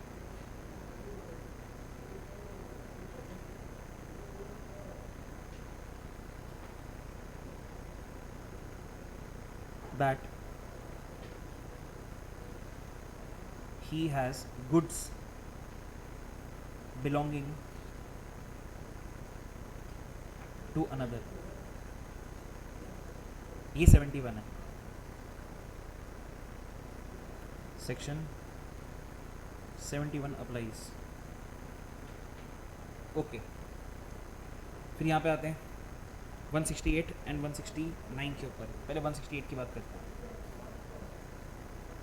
अब जैसे 71 लग गया, लिख देता हूँ आपके लिए ब्रैकेट में. यहाँ पे पॉसी कॉन्ट्रैक्ट भी लिख देता हूँ भाई.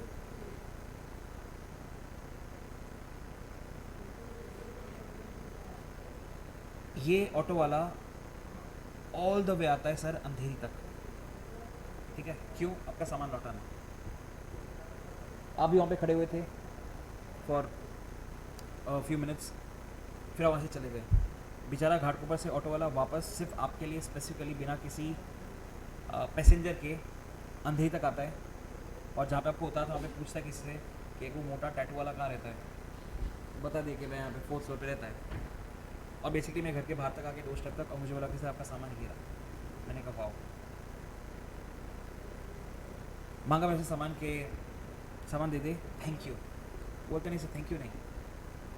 मेरा घाटकोपर से यहाँ तक आने में जो CNG जला, दैट बेसिकली अमाउंट्स टू ₹250. मुझे कुछ नहीं चाहिए, आप मुझे खाली 250 CNG का दे दो. और ये कौन सा खर्चा है?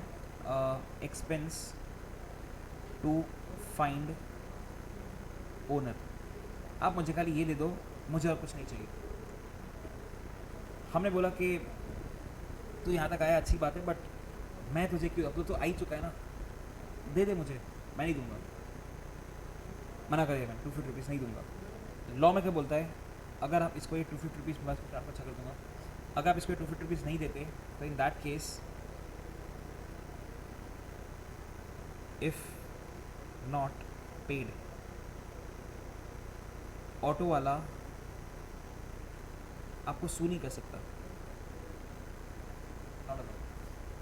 पर लीन कर सकता है. मतलब जब तक आप उसको पैसा नहीं दोगे 250 रुपये, वो आपका सामान नहीं देगा और आप कुछ नहीं कर सकते. राइटफुली आपकी गुड्स को अपने कब्जे में रख सकता है, सू नहीं कर सकता. ठीक है. Second case. सो ढूंढते ढूंढते मेरे घर पे पहुंचा. मुझे उसने बोला कि सर ये आपका सामान. और मैं उसको खुशी खुशी में बोला क्या इतने महंगे कपड़े थे इसके अंदर, तू मेरे लेकर आया. मैं तेरे को रिवॉर्ड देना चाहता हूँ ये काम के लिए 1000 रुपये, which obviously covers 250 as well. मैं तुझे 1000 रुपये रिवॉर्ड देना चाहता हूँ. ऐसा मैंने ऑटो वाले को बोला. वो खुश हो गया. फिर मैं पैसा लेने के लिए वापस अंदर गया और रास्ते में मुझे रियलाइज़ हुआ कि नहीं यार, मैं तो मारवाड़ी हूँ ना, क्यों 1000 रुपये? नहीं, हम तो मक्खी चूस होते सर.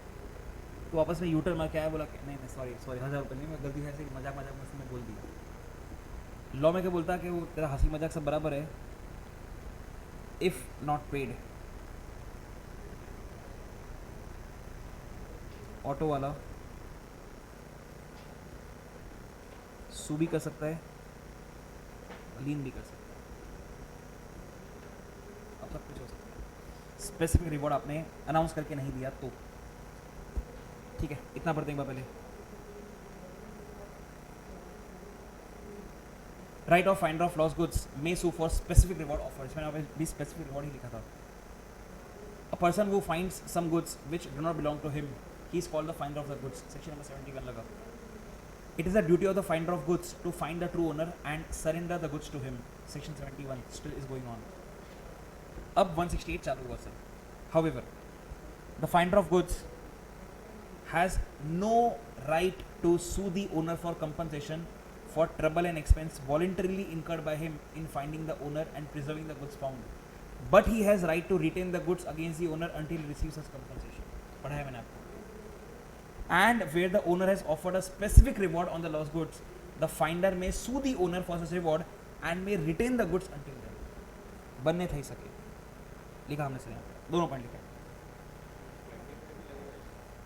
25 हाँ वो तो हो चुका ना ऑलरेडी. और ऑटोमेटिक कवर हो गया ना प्रोग्रेस के अंदर, उसको ऐसा बोल सकते हो आप पास्ट कंसीडरेशन, ऐसा बोल सकते हो। और पास्ट 26 में उसको डालेंगे नहीं, स्पेशली सेक्शन 25 के अंदर, बिकॉज यहाँ पे तो पैसा इन्वॉल्व है ना।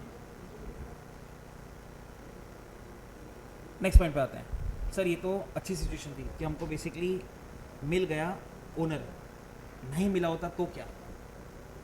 लॉ में क्या बोलता है, आपने बहुत मेहनत करी और आपको फिर भी नहीं मिला।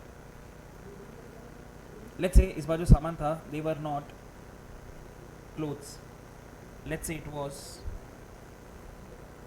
पनीर, ठीक है, पनीर था 2 किलो, मिल्क था लेट्स से 5 लीटर,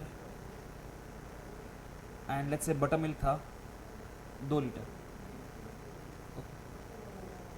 वैल्यू लिखते हैं सबकी, 2 किलो पनीर मतलब 1000 रुपये, मिल्क 48 का आता है, 50 रखते हैं 250, और बटर मिल्क तो कितना है यहाँ पर 40 रुपये 50 रुपये, अच्छा महंगा वाला 1300 रुपये से। आपने घाटकोपर से वापस ड्राइव डाउन किया अंधेरी तक, पर आपको ओनर नहीं मिला, ठीक है। किसी ने उसको नहीं बताया मैं कहाँ पे रहता हूँ। अब ऑटो वाला क्या करेगा सर? सबसे पहले इन तीनों सामान को जाके रखेगा फ्रिज के अंदर, ठीक है। उसके अलावा लेट्स से मिल्क थोड़ा सा स्पिल हो रहा था, उसको उसने संभाल के कटरी वटरी में रखा, फ्रिज के अंदर रखा, वो सब करा, और 2 दिन गुजर गए और ओनर नहीं मिला। लॉ में क्या बोलता है, इन दैट केस ये सामान फाइंडर का हो जाएगा सर, और फाइंडर इसको बेच सकता है, मतलब उसका ही हो जाएगा। सर बेचना हो तो कब बेच सकते हैं? पहला पॉइंट, सर आपको ओनर को ढूंढने में जो एक्सपेंसेस हैं वो 2/3 of the value of goods हो चुके हैं। मतलब 1300 रुपये का सामान था और मैं 1300 में से 2/3 खर्चा कर चुका हूँ। मुझे पता कितना होता है, लेट्स से 1000 रुपये, 2/3 और मोर है ना, हाँ तो 1000 वर्क्स, 1000 रुपये आप खर्च कर चुके हो। इन दैट केस छोड़ो भाई सब कुछ और जाके इस गुड्स को बेच दो। या फिर हमारा वाला एग्जांपल यही वाला कि सर गुड्स पेरिशेबल हैं, अभी 1-2 दिन में अगर कुछ नहीं हुआ तो ये ख़राब हो जाएंगे, वेस्ट हो जाएंगे, तो भी आप बेच सकते हो। देख नीचे वाला 169, when finder of thing commonly on sale में सेल, मतलब बिकाऊ चीज़ को आप कब बेच सकते हो? When a thing which is commonly the subject of sale if lost, if the owner cannot with reasonable diligence be found, or if he refuses upon demand to pay the lawful charges, कि नहीं मैं तो 250 रुपये वो CNG के नहीं दूंगा, मना मतलब नहीं दे ही नहीं रहा है, the finder may sell it। पहला case, when the thing is in danger of perishing or losing the greater part of its value, हमारा मिल्क वाला एग्जाम्पल, और when the lawful charges of the finder in respect of the thing found amounts to 2/3 of its value। कितना simple है। Chart बनाने की try करते हैं।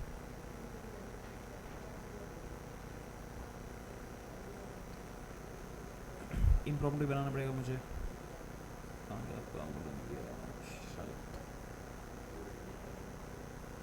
Try करते हैं।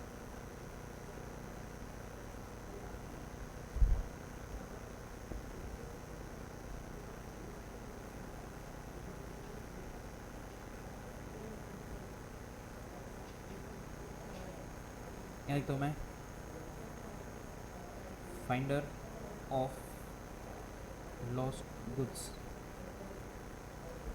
साथ में मैं ऐसे कुछ भी बना रहा हूँ, दिमाग में जो आ रहा है वो, finder of lost goods. First case, owner के पास गया, ओनर मिला उसको एंड वो गुड्स लेकर गया। मीनवाइल उसने खर्चा करा, expenses for finding the owner, let's say 300 रुपया, expenses for preserving goods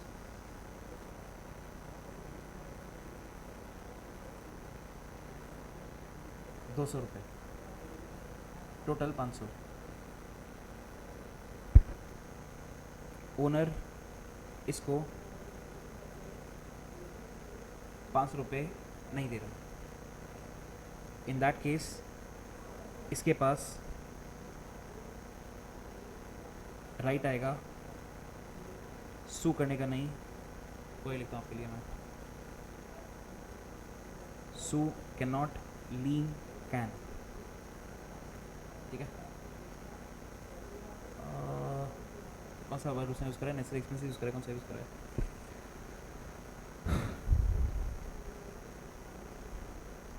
expenses use करें, ठीक है। आगे सब कुछ सेम। केस नंबर 2,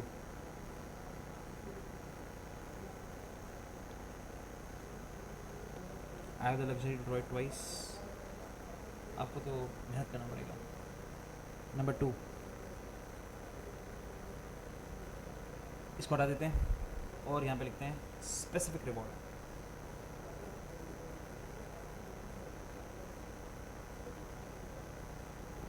₹1000 अनाउंस किया और फिर मना कर दिया। सू के सामने टिक हो जाएगा सर। सू भी कर सकते हो और लीन भी एक्सेस कर सकते हो। तो फर्स्ट केस के अंदर एक्सपेंसेस लिख देता हूँ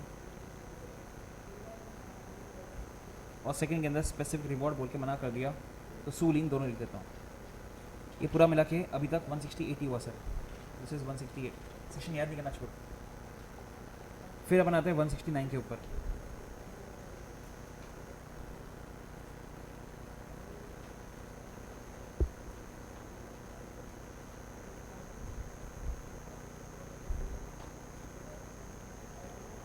फाइंडर ऑफ लॉस्ट गुड्स।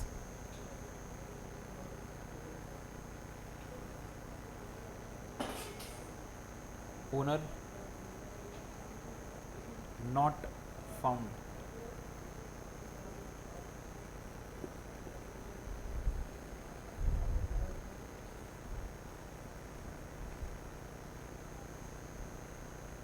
और refuses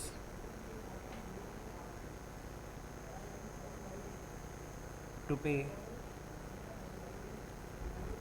necessary expenses।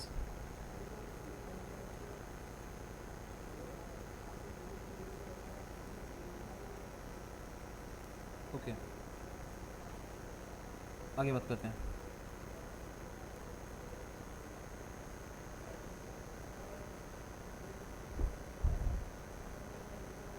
नीचे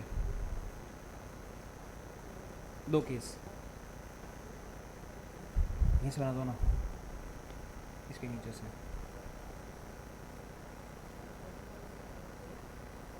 right to sell. Condition number A, perishable goods. If perishable goods,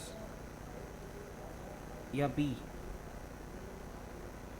expenses more than equal to 2/3 of value of goods. जब ये इंटर में था तब एमसीक्यू में भी आता था 2/3 ऑफ वैल्यू ऑफ गुड्स। मैं एग्ज़ाम में एक पूछते थे 2/3 कॉलेज के अंदर, और कुछ मेरे हिसाब से नहीं है। नंबर कर देते हैं यहाँ पे।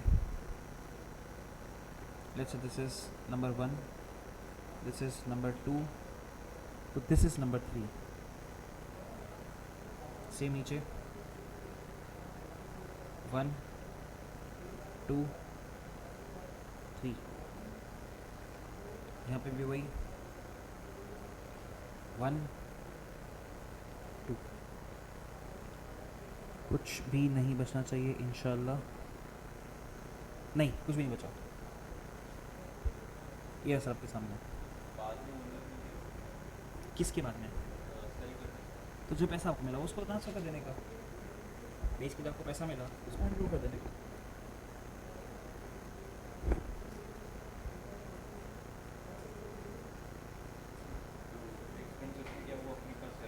हाँ उतना माइनस हो जाएगा, उतना माइनस तो क्या नाम का 168 रेड विथ 71.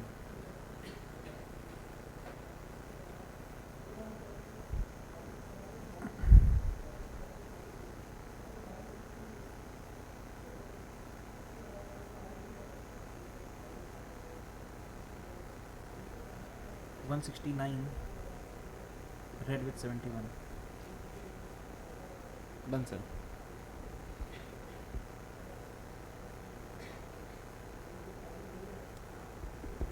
या अल्लाह, मैं तो सोचा जब वो ऐसे ऊपर जा रहे होंगे तो उन्हें सीट बेल्ट भी पहना होगा, तो कुछ कर भी सके होंगे उसके पहले ही खत्म हो गया होगा सब कुछ।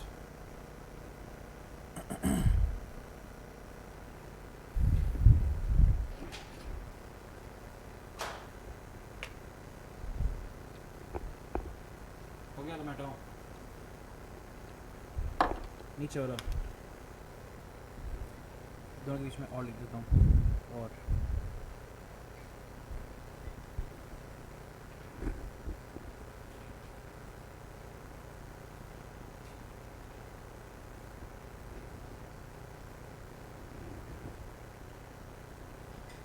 डन। बहुत ही प्यारा शॉट।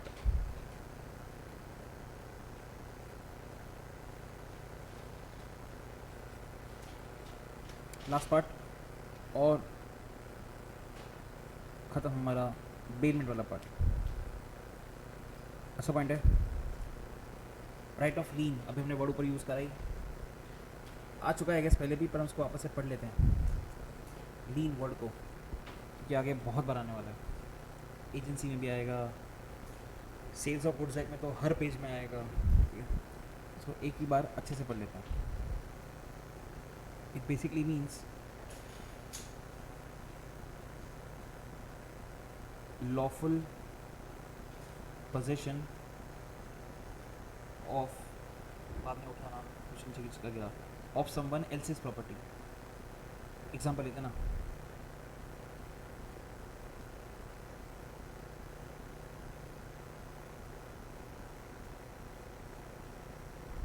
एग्जाम्पल लेते हैं, ठीक है। ये इसका मतलब होता है लीन का। लेट्स से क्लासेस वालों ने मुझे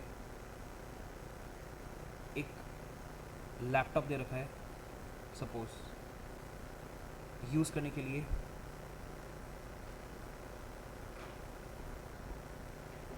जो मैं लेक्चर लेने के लिए यूज़ करता हूँ, ठीक है।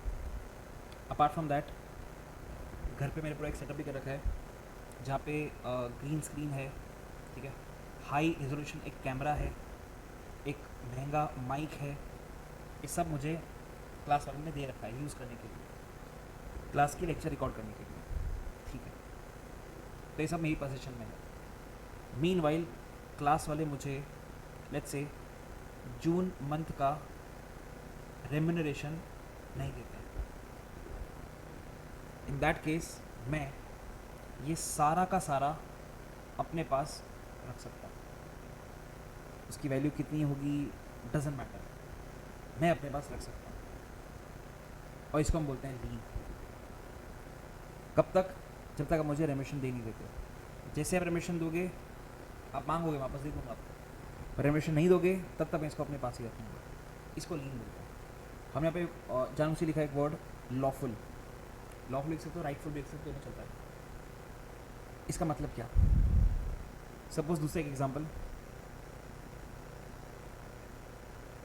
क्लासेस वालों ने ऐसे मुझे कुछ दे नहीं रखा कोई डिवाइस वाइस यूज़ करने के लिए, ठीक है, कुछ भी नहीं दे रखा, एंड उन्होंने मेरा जून मंथ का रेम्यूनरेशन मुझे पे नहीं किया। तो मैंने क्या किया, एक दिन रात को क्लास के अंदर ब्रेकिंग करके सारे एसी, प्रोजेक्टर, टैबलेट, माउस, जितना हो सका, फैन, सब निकाल के ले गया। इसको आप लीन नहीं बोल सकते क्योंकि वो लॉफुल नहीं है सर, आपने चोरी करा। लॉफुल होना बहुत इंपॉर्टेंट है, दैट इज़ व्हाट इज़ लीन, ठीक है। किसी और के सामान अपने पास रखना कानूनी तौर से, is a lean.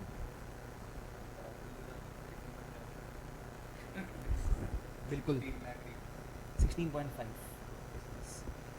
Right of लीन। देखते क्या बोलते हैं, lien is the right of a person to retain the goods, ठीक है, right, retain the goods belonging to another until his claim is satisfied or some debt due to him is repaid।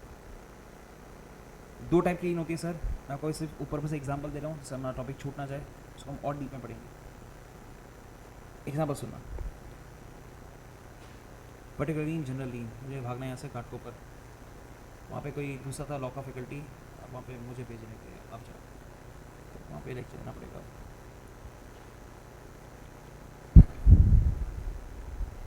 Let's say अच्छा example लेते हैं, आपने Taylor को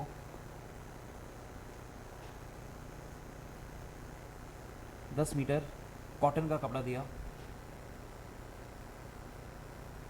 और आपने उसको 10 मीटर सिल्क का कपड़ा दिया और आपने उसको इंस्ट्रक्ट किया कि ब्रो ये 10 मीटर का जो कॉटन का कपड़ा है उससे तू 2 शर्ट बनाना और 10 मीटर सिल्क वाले कपड़े से तू एक साड़ी बनाना। बेलमेंट ऑब्वियसली 2 शर्ट बनाने का जो हमने डिसाइड किया था रेम्यूनरेशन उसको देने का, that was let's say rupees 1200 और इसका इट वाज 2000 और कॉन्ट्रैक्ट बन गया, ठीक।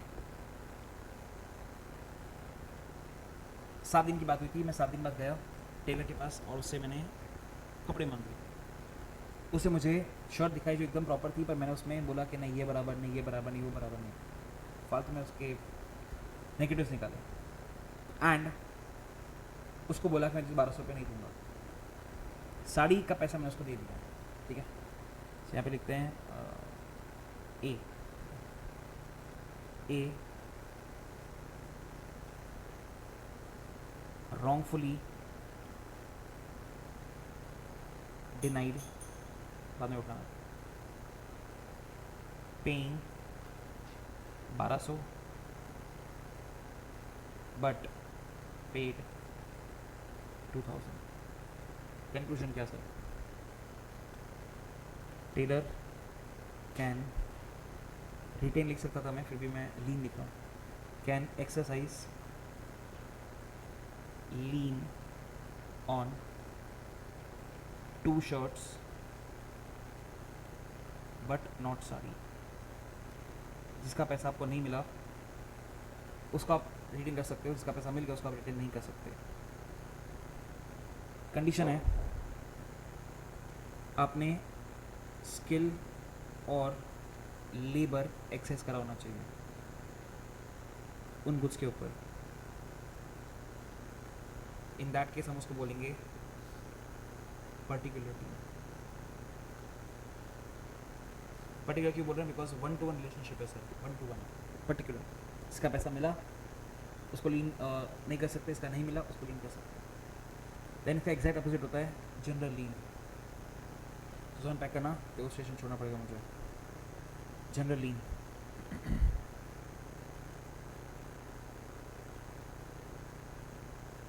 हम गए बैंक के पास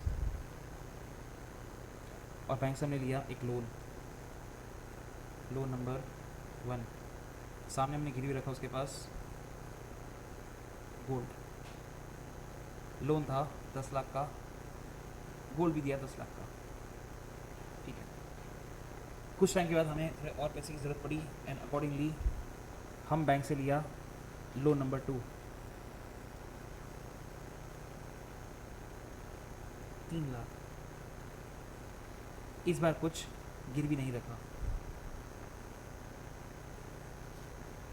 क्योंकि पुराने लोन का समय टाइम पे पे कर रहा था और लोन भी छोटा सा था, तो बैंक ने मांगा भी नहीं भरोसे पे और मैंने दिया भी नहीं।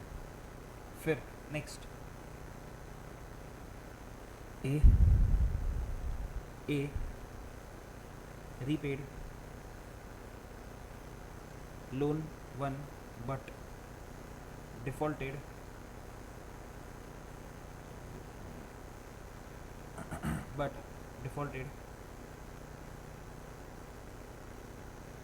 in loan 2।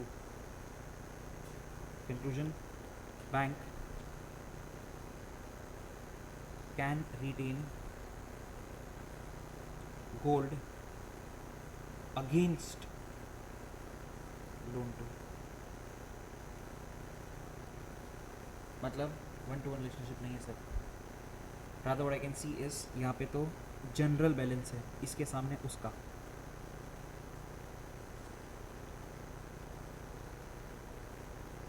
इसको हम बोलते हैं जनरल।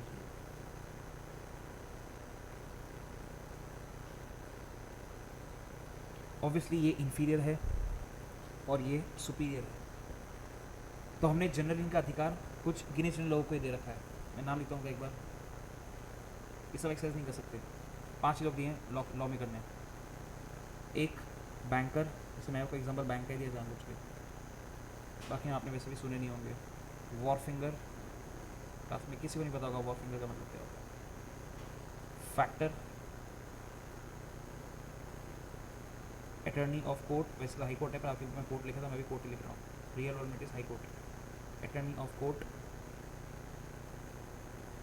एंड पॉलिसी ब्रोकर,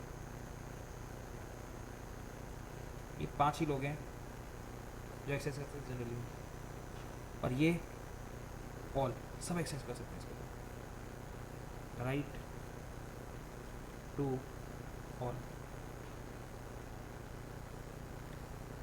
मतलब समझेंगे एक बार। वॉर फिंगर का मतलब क्या, सेल्स और प्रोजेक्ट में भी आएगा तो मैं अच्छे समझाता हूँ। जब भी कोई शिप पोर्ट पे आती है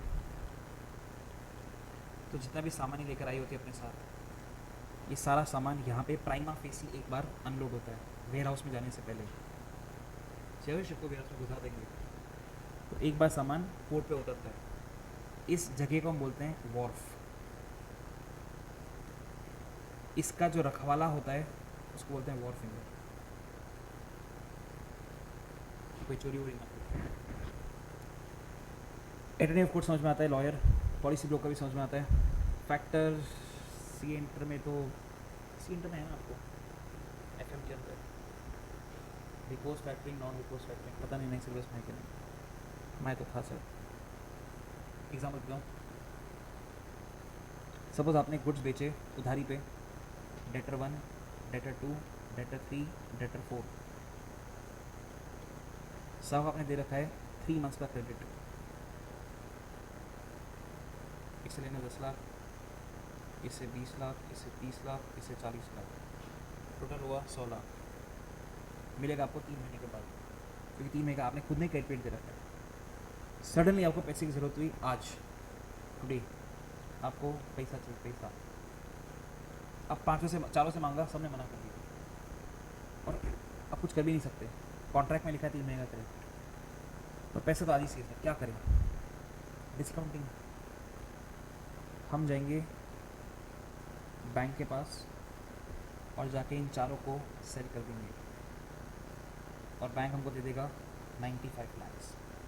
5 लाख बैंक का कमीशन और मुझे मेरा पैसा मिलेगा। डेटर को तो वैसे ही फर्क नहीं पड़ रहा है, मुझे पैसा देके बैंक का पैसा।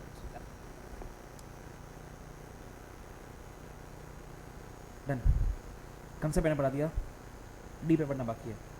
फ़ोटो लेके आप कॉपी करिए और अपन भागते हैं। फ़ोटो लेना, मैं भाग रहा हूँ।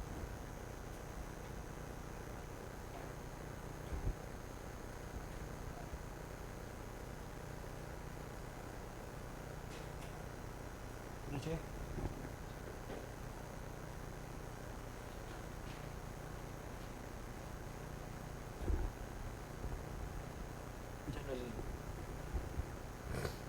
तूने फ़ोटो लिया?